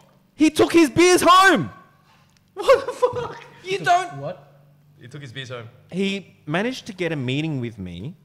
I gave him my time and my advice. And he took the beers home. He brought a 6-pack. And he took it home with him. I had one beer and he took the remaining beers home. Ah, Because right. he was mad with me. Right. But you know what? I did exactly what I needed to do. I told him exactly what he needed to hear, and he's gone and done it without me. Interesting. And I saw a photo, and Babs was Babs there. was there. So as soon as I saw Babs was there, I'm like, that was without me being there. Well, interesting thing. Do you know what I is- mean? He did it on his own. Interesting thing is, I was actually trying to kind of join in with him. Yeah, well, he wanted me so bad. I'm like, you don't want anyone so bad. You don't ever. You Well- got to do it on your own. He didn't really know you until I mentioned you. Ah, so you You started dubbed him it. in. Well, no, I didn't. But he was mention- on that couch, bro. He was on that couch all I didn't night. really. and I didn't he really was- mention you about kind of bringing you in as a partner or anything. Well, he wanted me to run it. Yeah, I mean, I mentioned you as a way of bringing in the brand into No. it. but, He you wanted know, me to be yeah. part owner and Yeah. collector, be involved to that degree. Interesting. And I just went, you're fucking dreaming. Yeah. You're fucking kidding me. Like, who are you? Because Who are you? I was talking to Jono about this when it was still all on the drawing books, and I was still kind of like, well, me and him was still pretty. But come on, bro. It's hipster as fuck. Yeah. Hairdresser and cook. I mean, come on. Zen Garage wasn't that. We Well- weren't that. Zen Garage was this. These toys, these decks, these artworks. Zen Garage was me. It's not collector. It's not who you think the people are gonna dig. The hipster shit that people will love. Zen Garage is me, 100%. It's just what I love. Yeah. And that's why I start to wonder, what's the point in other people wearing it if it's just me? Yeah. Yeah. You know? And Yeah. business sucks like that. It's like, why would someone give you, money's hard. Daniel, you know it. You know people die over money. You know people suicide over it. People lose their partners over it. Why would you want people to give you that? Money fucking sucks, dude. Yeah. Why would you want people to lose their lives and break up with their partners and their children to give you the money so that you can have a good time. I fucking hate money, man. It's just like, it's just the thing, you know. I can rip people off so well. Guys, you don't know me. I could, tomorrow, I could make so much more money if I decided to be evil. Is this like that time you were telling I me can how do you it. first started I know selling how websites? to make money, guys. I know how to make money. This is when you first started doing websites and you're telling me, you're Bro, like, yeah, that's yeah. $20,000 I was website. charging $3,000 for a logo designs back in the day. Every logo I did $3,000. I did it in 5 minutes. 5 minutes for $3,000. Fuck you cunts that think you're making money these days. I was fucking earning a mozza. What do you think I own this house? Fuck, I haven't heard that in ages. A mozza. Mozza. But I mean, come on, bro. Like I was almost breaking 100K every year as a teenager. Yeah. As a teenager. What do you think I did with all that money? I had fun. No, but I bought property. Yeah. I did. I bought a terrace house in Surrey Hills, and then I fucking sold. I bought a nicer place in where Nanami lives. Yeah. Sold that for more money, and I bought this. But it's just like, bro, I can rip people off left, right, and center and be a millionaire right now if I wanted to. I'm smart enough to. Yeah. I'm smart enough to fucking lead the sheep into giving me their money. But it's the fucking last thing I want to do, bro. Like, that's why when I see a kid wearing Zen and he's 14, he fucking has no idea. Sorry, I don't want it. Yeah. I don't want it. I don't want it. People are saying, can you make kid sizes? No. Fuck off. Yeah. It just fucks me off. And it's like, okay if you don't get it. Can you imagine seeing someone doing a burnout at the end of end-of-month meet in a Zen hoodie? You're fucking up the meat. Yep. It's my meat. Yep. You're wearing my top. Yep. Leave it to the fucking hard tune guys, you know? Like, Shots fired. Shots fired. leave it to the fucking Hawkins and all that shit. I don't want to get involved in the car industry. Those guys that are trying to rope me into what they do, Motive DVD and World Time Attack and all that shit, fuck all of them cunts. I do what I do. Yeah. I do what I like. You know what I mean? It's just like, I like Time Attack. I would like it before I knew Time Attack existed in Australia. You know what the best thing I was about- into Time Attack before Time Attack. So it's like when Ian did it, I'm just like, they invited me and me and Charles, like Charles and I were there. We were probably one of the few Asians there at the Time Attack launch. Which Charles? Charles Carr? Yeah. Oh, okay. And we were there at like Home Bar. It was all snazzy and shit. Home Bar was full of white people. Yeah. Croydon Racing and Ian Baker. Oh, I could hear his voice from a distance, bro. I was at the bar. I can hear this. In the background, that's Ian Baker. You gonna come along when we do Meal Friends with him? Bro, I didn't even meet him. The first event that I was invited to, Time Attack, I didn't even meet him. Oh, Like, really? I was in the photo on there, like, in Order Salon at Time Attack with Charles Carr and stuff. But I didn't even meet him because it was all Aussie, Croydon, and, you know, now it's more culturally correct. You gonna come along? We What? do Ian's episode? Oh, for sure, bro. I love Ian, you know? Like, Ian's a funny guy. It's like, he's a good guy, but it's like, again, it's this whole thing about who's a good guy, who's a bad guy, you know? Ian's got a very private life. I don't know anything about his wife or his, you know, but like, I know that he loves the girls that I shoot. I know that he always comments on that kind of stuff. So it's funny. Like, everyone has two sides, yeah? But see, the thing, when you mention like guys like Andrew Hawkins from Motive, right? Like I've hung out with him. We hung out in Vegas and stuff like that. And I can see why people don't like him. But I see it too. I like him. I like but him too. If people fucking hate him though. Yeah. But see, but that's the thing is, with any piece of content you create, and I'm sure you know this very well, there's people who are going to like it and people who are going to pay you Patreon money to do it every month. And then there's guys who go, I thought you said you don't fuck the models. You know, there's always two sides to the coin. But again, that's don't pay that weight, Alan. Exactly. See, the fact that you're paying that weight, I'm saying, don't pay weight because they're saying shit that's like saying zebras are blue. Yeah. That's what they're saying. Yeah. They're saying I can fly. Yeah. But there's no substance in paying someone value if they're just a username. Yeah. Has There's no nothing. value to it. I'm not saying that there's any value to it, but when you say that there's both sides, like people who like you and people don't like you. People who don't like you probably don't get you. No, they don't even have. They haven't even. They haven't even looked They into haven't you. even put the Exactly. time in. Yeah, yeah. So why should you value that? And I think that's a lot of people take that shit to heart too much. But people who keep doing it, like you, don't pay the weight to that. You know. Well, once upon a time, you did shit. You never heard the feedback. This is what I'm getting at. Yeah. You got your feedback from a couple of mates, Yeah. but now you get your feedback from how many people? How many people follow me? Thousands. Yeah. So I get heaps of shit. So it's just, I ask for it. You know. Yep. It's like. It's really weird. Like, you get a good comment every now and then, and it's fucking gold. You know what I mean? Like, when someone asks me for feedback on their 2 different design logos, this guy is helping himself. This guy is saying to me in a long fucking email, like, I'll just read it out, bro. It's just, I get this every day. And people wonder how, I mean, some people wonder maybe how I keep going and how I keep doing what I do. But it is this feedback. I mean, but you've helped me and Daniel out a lot in the, like, even with me with meal friends, and then, you know, because I like, last time I came over and we thought we were going to do a podcast, I asked, you know, Justin, what do you think of the episode of... But I'll always be straight up, right? Straight up, exactly. Whereas most people will not be straight up, but they'll also not have my design backing, maybe? Yeah, exactly. You know what I mean? Yeah. It's like when you're teaching students for a year, You've got to be harsh, man. Because when I was a student, my lecturers were the hardest on me. I was wearing high heels, stockings, hair extensions. I was an absolute crazy sight to behold. Punk. I had like dining set in my hair once. With I went to the jewelry department in Kofa, and I created a dining table with chairs, and I put it in my hair. So it was like a dining setting in my hair. I would love to see that. I mean, bro, I wear stockings and heels every day. That's just Kofa, man.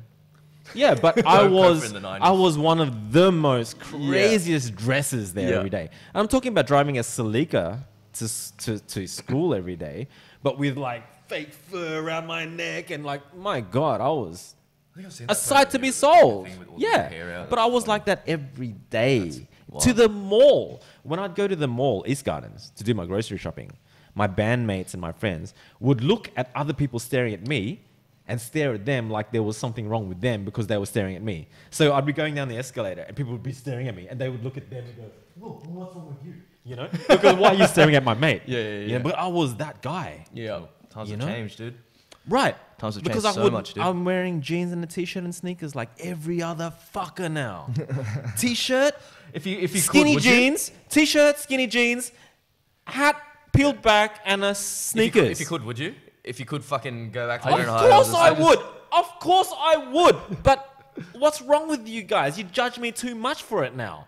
Once upon a time I did that, and it was cool. Yeah. I just realized we're all wearing hats backwards. All I know. all my haters But- are going to cry. Yeah, but what sucks about Fucking this? cunts. But Sorry, Mom. what sucks about this? I'm saying it's the fucking bandwagon. Yeah. It's the fucking conformist, and I'm saying is that you're not here with a dinner setting in your hair, and you're not wearing a fucking pink bra, and I'm not wearing. You know what I mean? Yeah. Well, apparently We're all the same now. Well, apparently I'm not supposed to have my hat backwards. We're 'cause I all own a cows. business, so- We're all fatty consumers. We're all fatty consumers. Yeah. You know, like, I mean, semi-permanent. The Interesting. funny thing about semi-permanent is it was created by Andrew Johnson, who is a good friend of mine back in the day.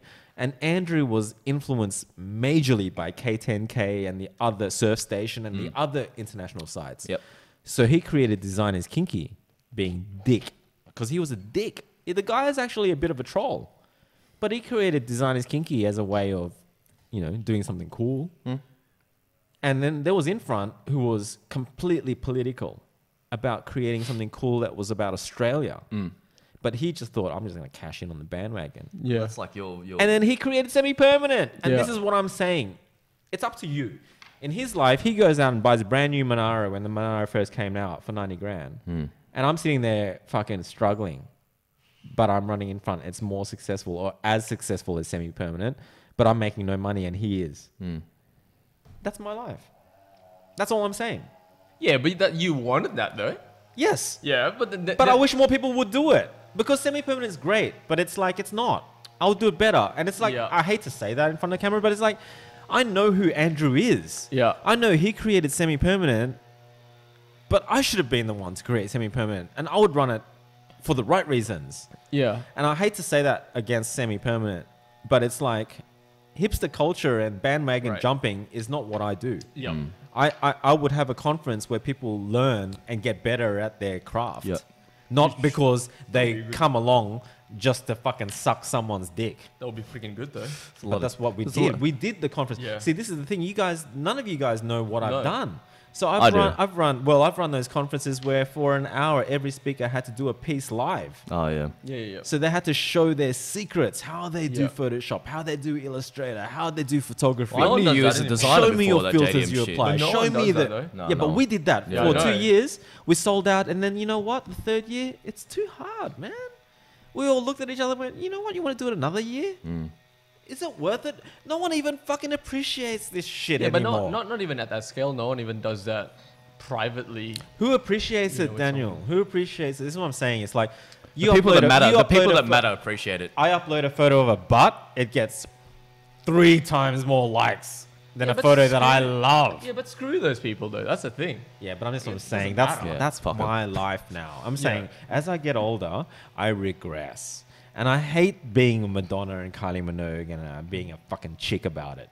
I hate being a fucking chick about it. But I'm regressing. I'm regressing as if I've got fucking lines in my face and I've got my lips are starting to sag down and my tits are starting to sag and maybe I should fucking stay out of the public media. But honestly, I'm a guy and I'm feeling like that. In the words of Alan, you're the old woman that no one wants to see anymore. You're fucking Goldie Hawn. Goldie Hawn. See, I would love to see Goldie Hawn. She was in some movie like last year. But this is why do they feel like? I think maybe they feel like no one wants to see them anymore. But fuck, I do. I'd like to see Goldie Hawn. I love seeing. Her daughter looks exactly like her. When though. I shoot chicks, I love seeing stretch marks. It's the first time I screwed a chick and I saw stretch marks, I didn't know what they were. I was banging her. I was like, what the fuck is that? You know, I never seen you them half before. tiger? What are those? But I'm just saying, like over time, you know, I love that shit, and I hate it. And That's funny. it's like when I upload photos of girls, and people like my photos, what they don't realize is that every blemish is on her face and her skin. Yeah. Like, man, she had blemishes, but I shot in such a depth that I focused on her eye to hide that pimple. Yeah. That's all I did. But I didn't edit in the photo. Yeah. And man, people are like, don't get it. Because when I look at other people's photos, if you zoom into their photos in Photoshop, I can see where they've edited. Smooth. But Too they don't smooth. even know it. I can see because I know Photoshop. Yeah. But they're like editing it because people are on Instagram and people won't tell. I can tell. You know what I mean? And Not some people fuck go, that shit. oh, it's only going to be 800 by 800. But Who no one gives knows a that about shit? my photos. No one cares. But I know. I You know what I know. mean? I post a chick. She's got like a zit here, zit there. I can still see them. Yeah, you don't fucking They got see that bruises shit. and shit. Like, I fucking love. That's why Justin Fox shoots at 1.4. Yeah. Yeah. Fuck CA. Well, I also add grain. Yeah. And it helps a lot with bad skin, generally speaking. Dude, I was editing the footage from the other day, and you know how, because I shot at 1.8, because I went in early to do a few of the scenes and stuff myself. Without the fucking image stabilization, when you slow it down. Yeah. And I'm like, fuck, how does Daniel do this? Shit. Yeah. Yeah, so Daniel, I kind of wanted to talk about your wedding photography and videography, but Okay. I think that might be another podcast. But like, Right. I still don't know as a human being why you would sign up for that shit. Like, I don't understand why as a human being you would sign up for so much responsibility. Look. As to capture someone's apparently, which is complete fucking bullshit, someone's apparently most important day of their lives. Oh, Justin, tell us more about how much you don't like marriage. Yeah. Well, you know that I no know. one that gets married Well, likes marriage. yeah, I know. No one that I know that's No got one that you married know. loved their wedding day. Everyone thought it was a fucking nightmare. But I just love my curi- wedding day if I was a guest. Well, that's what I'm saying. I'm just saying the stress that people put themselves through for weddings that one day, is yeah. unnecessary. It was, yeah. Considering that it could break people, Yeah. it's not necessary to go forward in life with Yeah. your partner. Do you know what I mean? Yeah. If you're gonna go, yeah, that's loud. I don't know if it's fucking gonna loud be as picked up. shit. Yeah. That's fine. that's the bra boys. What are you gonna do? Go, shut the fuck up! Shut the fuck up, bra boys! I'll fucking get a punch in the face and lose a cup of tea. You know, speaking of the bra boys, I might as well mention this. You know about this because we were at the bra a couple weeks ago. But I was when I first moved into the area, I thought, you know, typical me, I'll hang out in the area, you know, get to know the bra boys and stuff. Big mistake. First time I went for Japanese, down the road, picked up some gyoza. Turns out Z from JDM Yard made my gyoza. What the fuck? What? Now, no one knows this, but Z for years worked in Munda Beach Japanese restaurant. And he served me for years! You're exposed now, Z. Yeah. He served from gyoza to the fucking race cars. Gyoza, man. Z's gyozas are fucking amazing. Because I kept ordering them. You know what's great? Z's coffee. I miss his coffee. Anyway, I didn't know that. I didn't know he was in there. But I was already a car guy. That's mad. But I didn't know. Anyway, his coffee is good. So the bra boys, there's two bra boys. There's like the old boys and there's the young boys. The young boys are the scary ones. 10 to 13. I walked in there, they're all looking at me. They're all like, fucking, this is Asian cunt. They were fucking paying me out and then they followed me out. And I've got an EG Civic with white wheels. Black EG with white wheels. And that's pretty much as far as I see as it goes. I fucking start paying it out and the stickers and shit. And I'm like, just fucking ignore them. Hop in the car and go. Fucking hell. But yeah, it's interesting getting to know the people in the hood. You know, like you and I met that old lady down there. Oh yeah, they kept talking and shit. But it's interesting, you know, it's like, once upon a time, all of that was about culture. Yeah. It was just such simpler days. Like, I'm only a little bit older than you guys, but my God, my childhood was way more different. I think the rate. It really was because we had that culture. Yeah. Go to the beach, go skating. Yeah. We were out every day. As soon as you, I'm telling you, right, Daniel, right? As soon as you got home from school, you took that tie off. Yeah. You took that shirt off. You hopped straight into your skate gear and you went out and skated. Yeah. You BMX'd. You fucking were not out until the sun came down for dinner. I mean, I was only in the little bit of. I still managed to like experience that transition between pre-internet. 1990s, 28. Yeah, most of my mates. Because we're still in the 90s, right? Yeah. That 90s, we still kind of like after primary school, you go in, get your scooter, go out, knock a few doors, and see if people want to hang out. We still had that. So we had that transition. Just had that. But imagine the people who don't. No. Imagine the people who don't know. Imagine the people who. Can you imagine? That generation. No, 1 second. Can you imagine being 11, 12, 13? Yeah. Right now? Coming here. Sydney boys, coming home, hopping on the bus. Yeah. Not even because like your parents pick you up because they're so scared of you being on a bus. Okay? Yeah. So you go straight home. Yep. You get out of your school gear. Maybe you have a shower. Sure. Jump in the net straight away. Go to games. And then you go to school again the next day. Yeah. There is no exposure to other cultures, other families, having dinner next door with the Italian family, giving me spaghetti and ravioli, and you know what I mean? There's none of that. Well, social activity is completely different now. Yeah. It's all online. But no wonder these kids are how they are. That's why everyone's so fucking sensitive. No wonder. Because they don't have balls. They don't. Balls are everything. You know how they like the person who puts the hand up in the classroom. I've said it before. It's everything.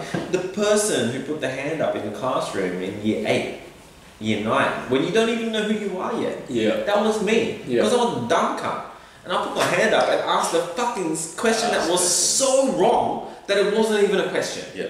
You know, like some guy said to me early on in year 7 or year 8, the way you check tires and whether they're still good is you get a matchstick and you put the head of the matchstick into the tread, and if the red can go in it still, it's still a good tire, but if the red's out, then it's a bad tire. Something like that, right? Yeah. He said something like that in the 90s, right? Or 80s or whatever.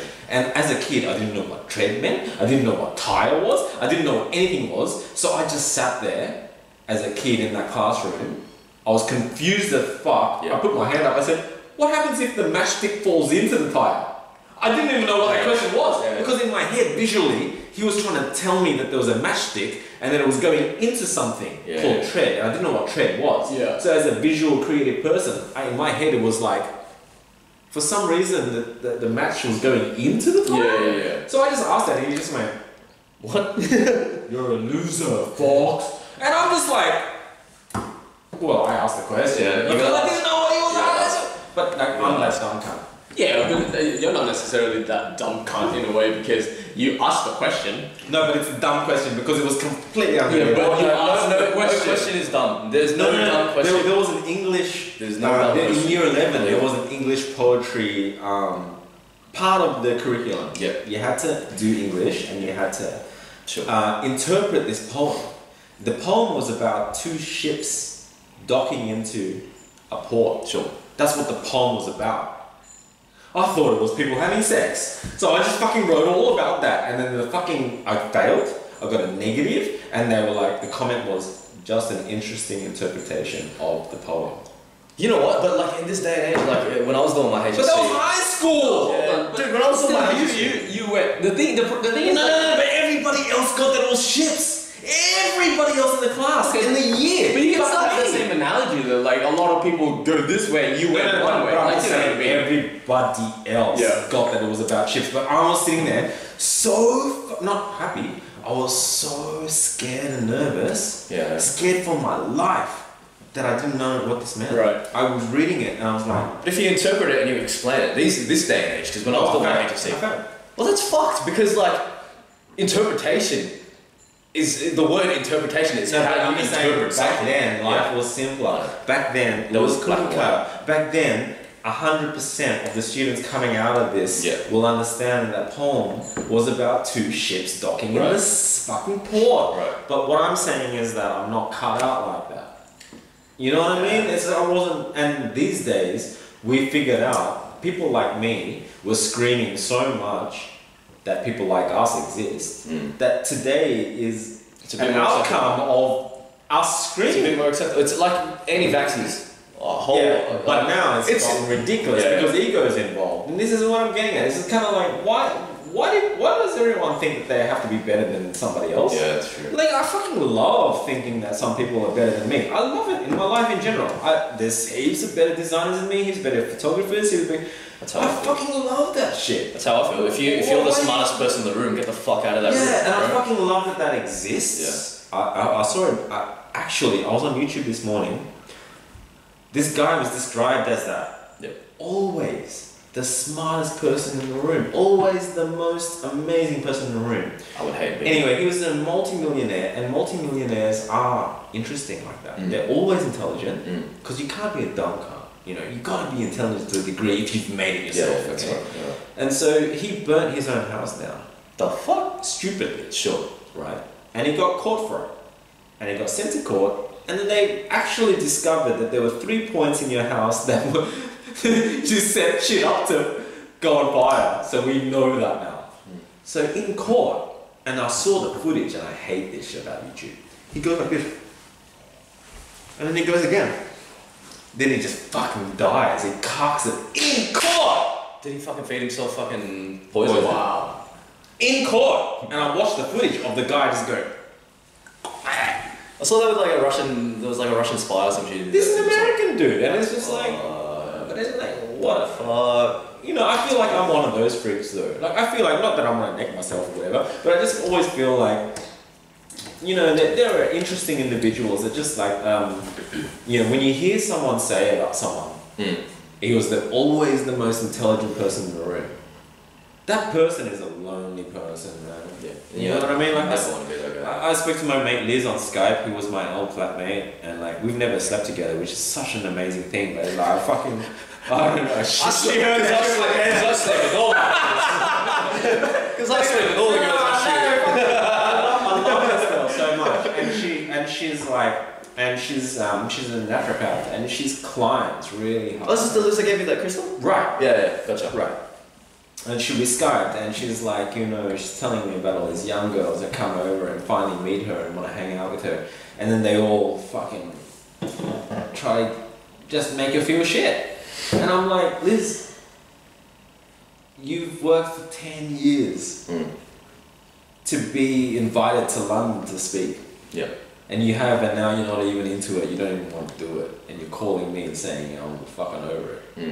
I'm like, man, you've worked so hard for this.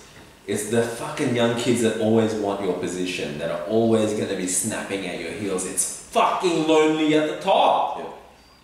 When you get good, you almost don't want to be there.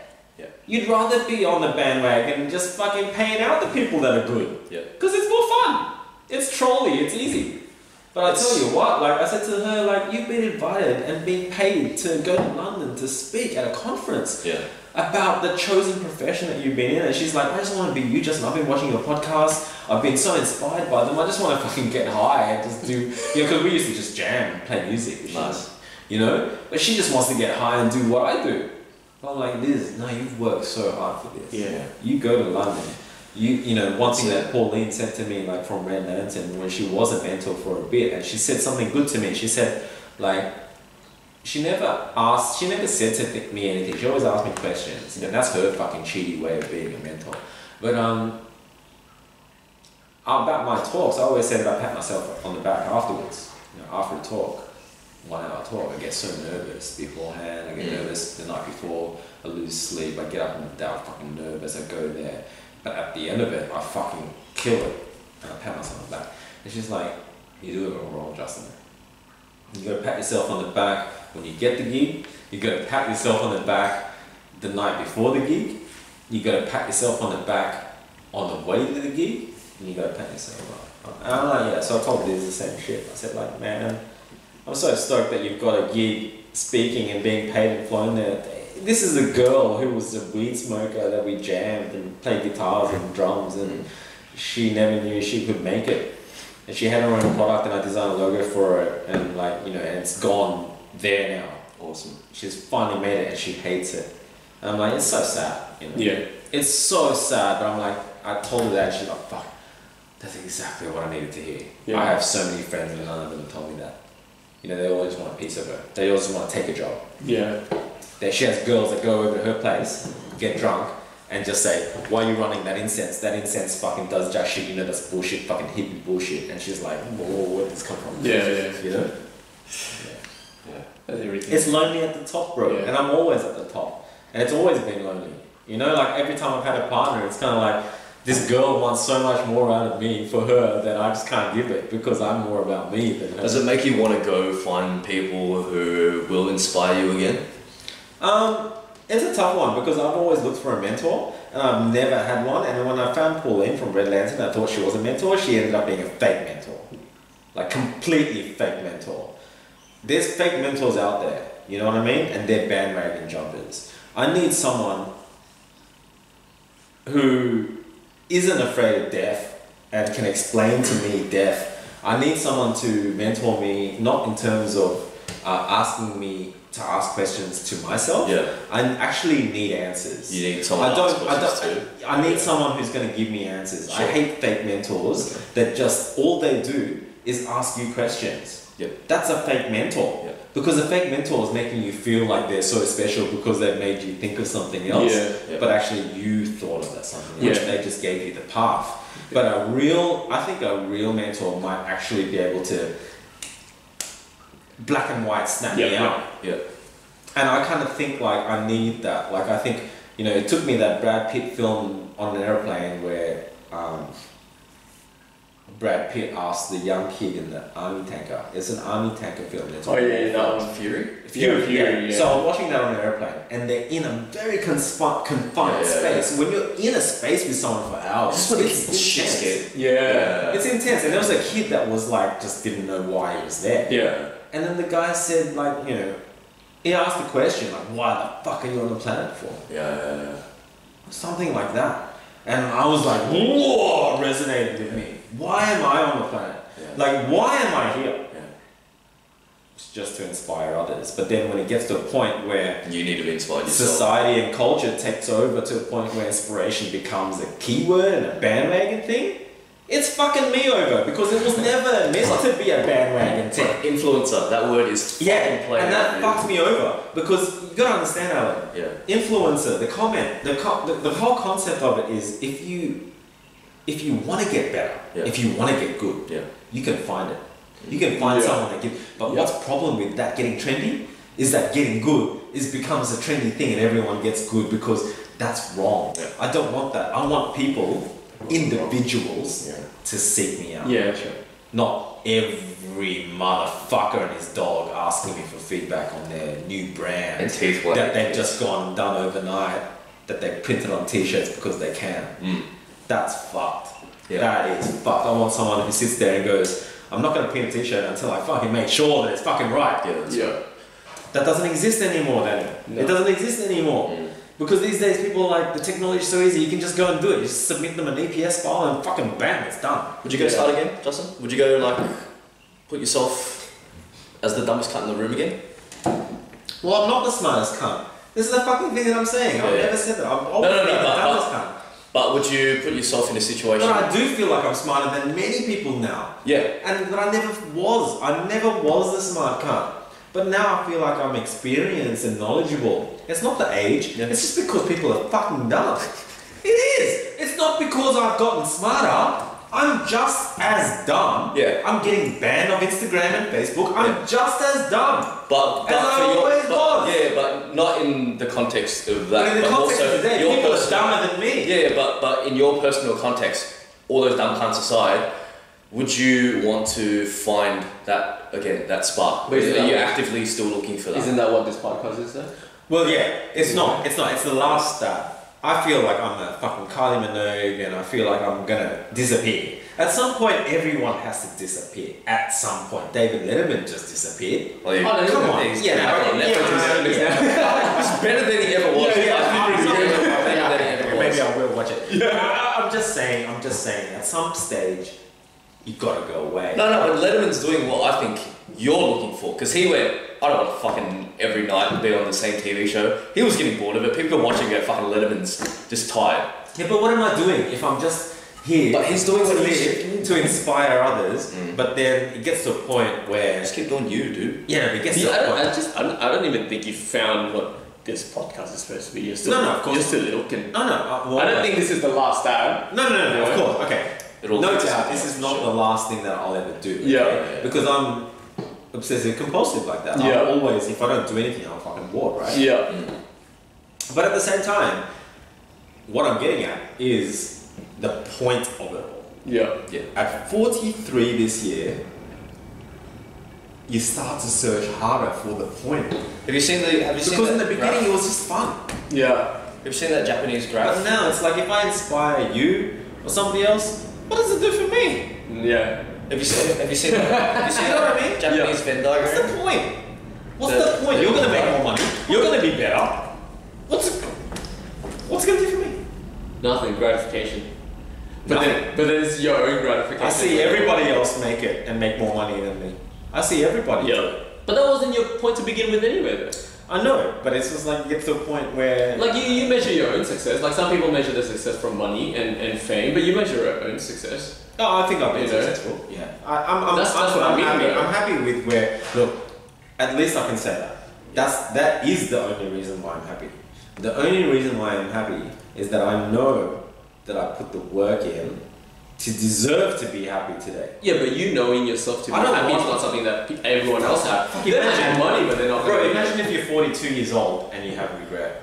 No, but that's my point. You not having regrets and you No. saying that you're actually happy with what you've done is in itself something that, say, another person who's successful and you go like, oh man, they make so much fucking more money than me. They don't have that. Yeah. They might not have it. They themselves be like, shit, I'm not successful Yeah, yet. maybe. I'm not yet. You know, have you heard of the Japanese concept of ikigai? I need to hang a piss. Okay, but so I've seen have you this. seen that? Yeah, it's like Ikebana. But yeah. Ikebana's flower arrangement. Oh my god. You guys have to keep talking. Ikigai. Isn't Ikigai the what's his name? Ikigai original?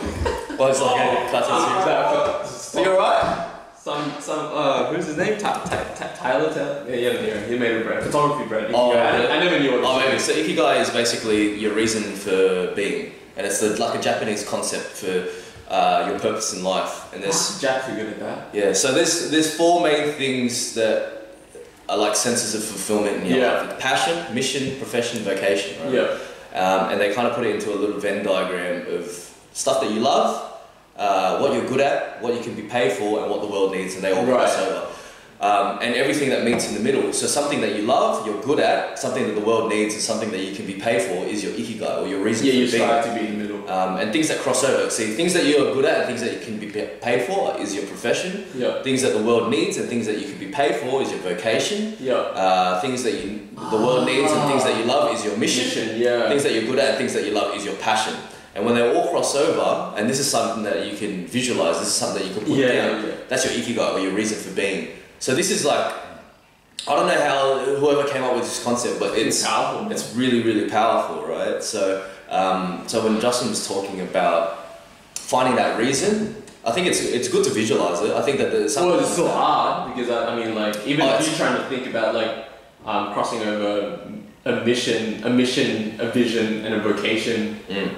But the thing is, making it your profession is hard. It's super difficult, but like being able to visualize it, being able to put it down is, I think that's the.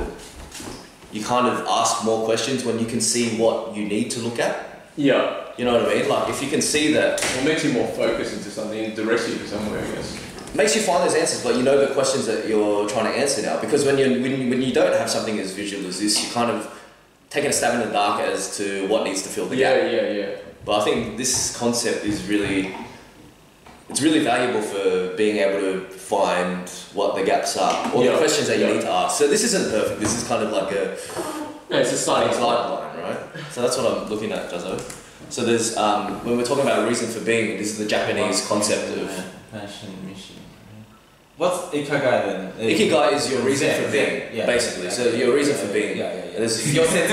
It's like your reason for everything. And there's all the shit that fucking is floating around your head. What the world needs, what you can be paid for, what you love, and what you're good at. So these things all cross over in your life. So what you can be paid for and what you're good at is your job, basically. Yeah, but I can do without those two and just have what you love. Yeah. And what the world needs. Yeah, that's fine. And that's your mission. No, but the idea is that if you can combine all of those together, that's your reason for being. That's your reason. That's your that's your happiness. Well, I wouldn't say happiness, but that's zen.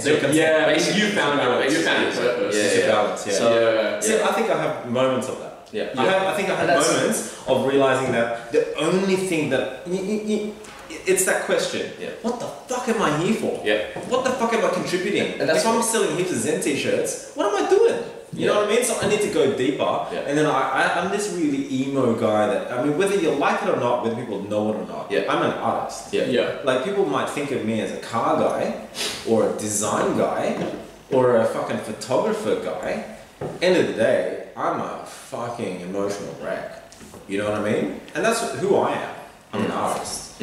So, as arty-farty as art is, I'm one of those guys that tries to convince the world that art is important and art is about personal expression and there's a lot of emotion in it. Yeah. But then what you realize over time as you get older is you're trying to convince a whole lot of unemotional people to get emotional about pink or red. And it's just like, you're barking up the fucking wrong tree. Yeah.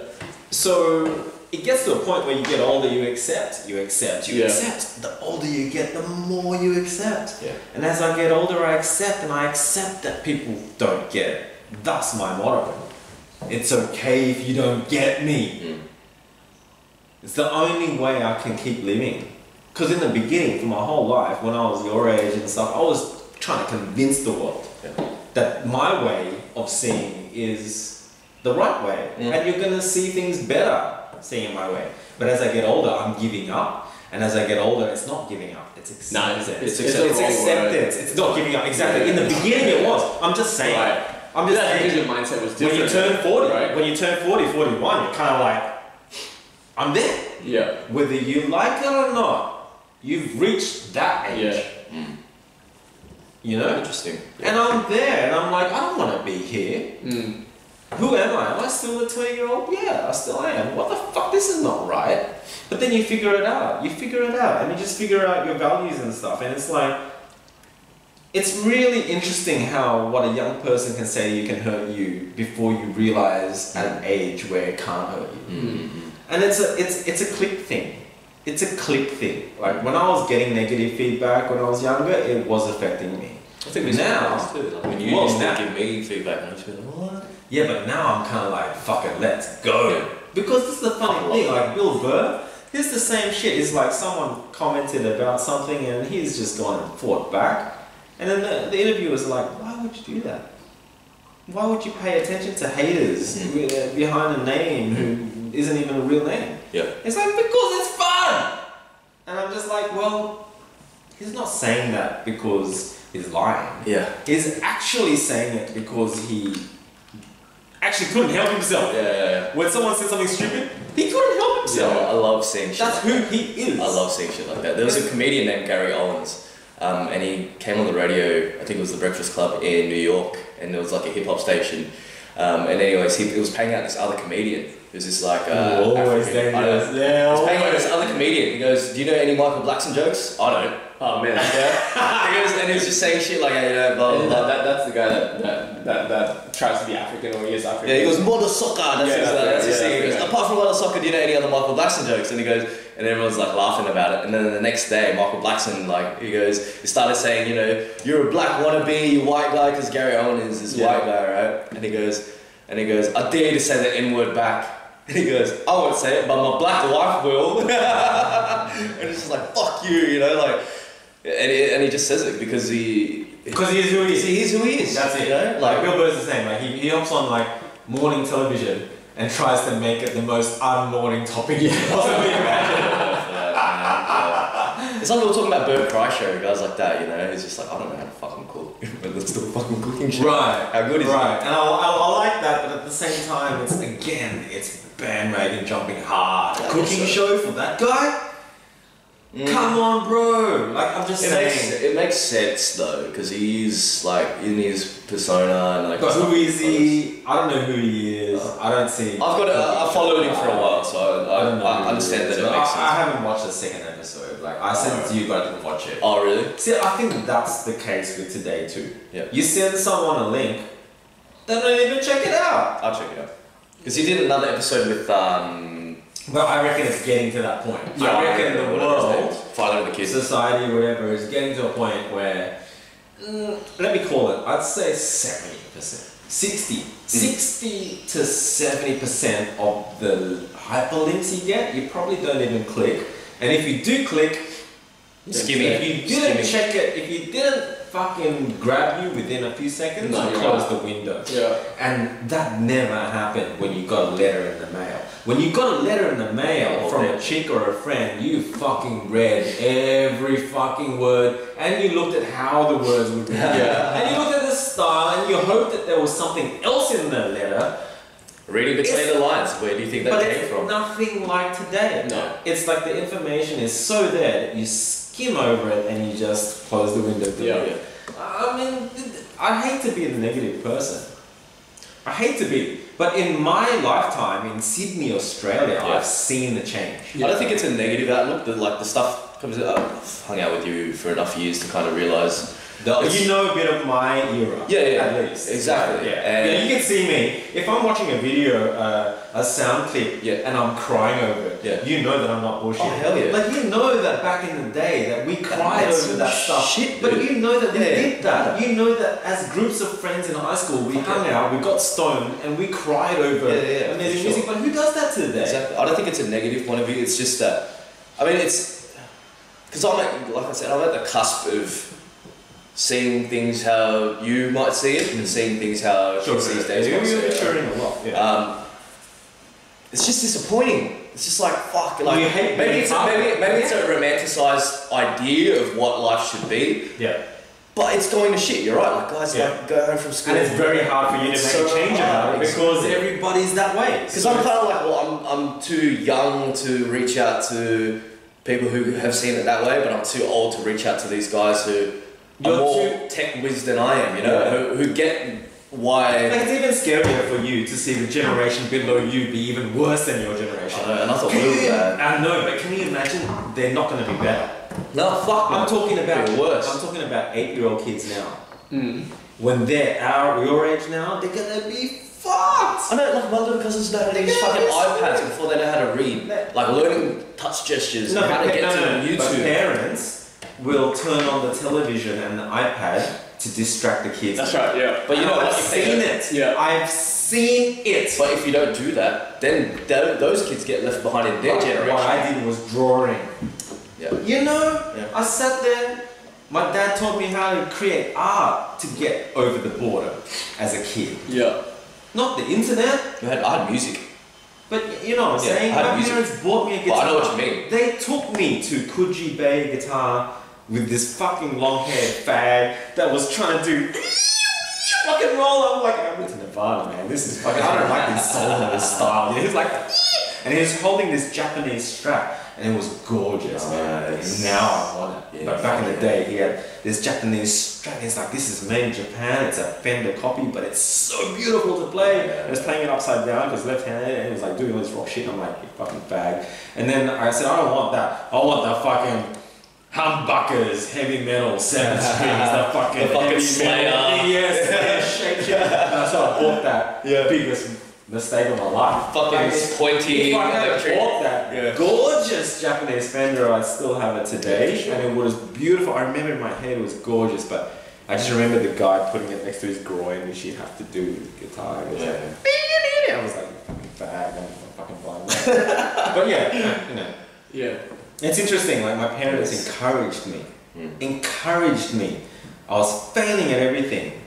But then I was good at music, and they were like, fucking do that. That is interesting to think about because like And they were Asian parents, that's what I'm what they do saying. with the iPad has no absolute skill. I guess like you don't get any kind of skill from it unless Well, it's the same with games. I always say, I can spend 200 hours on games and I will achieve better than, I will create a build that's way better than 80% of the population playing this game. Yeah. But what does it mean? Jack shit. Yeah. For some reason, I can't value that as much as a photograph. Yeah. Like, as a photographer, I think you're a photographer before me, but as a photographer, I was never a photographer to be honest. If I am. That's a lot well, of you were a photographer before me. Yeah. But as a photographer, I always loved the non-editing thing, releasing as many photos that I sort of just gave the tick of approval to. Yeah. Right? But then over time, I'm kind of like, Gallery. I always upset with people that only release one photo Yeah. from a photo shoot. I'm like, you had a girl for a whole day and you Yeah. only release one photo? Yeah. I'm like, anyone can fluke a good photo. Anyone can. But you know what's happened to me over time? Is that like where I was releasing a shitload of photos, now I'm just looking for that one shot. I kind of got that way as well because I remember releasing albums of like 20, 30 photos and it'd be like I always various- did it. But then I was like, you know what? It shows how good you are when you can release multiple photos. Anyone can fluke a good shot. Yeah. Like every now and then I get this shot, like the shot I got of Lucy Fern on my bed, I was like, when I saw it, I was like, oh my god, I took that! You know? Yeah. And then all of a sudden, all the other shots that I would have passed, I decided not to upload. Yeah. And Because I remember, me over. like even when I was When that one shot is better than the rest. On your raws, you know, like that one shot. Oh fuck, we're taking piss breaks during the podcast. This is oh wait, God, wait, this is oh, it stopped. What stopped? This, Why? it's gone. It stopped. But why? Well, because we ran out of car or something. It stopped.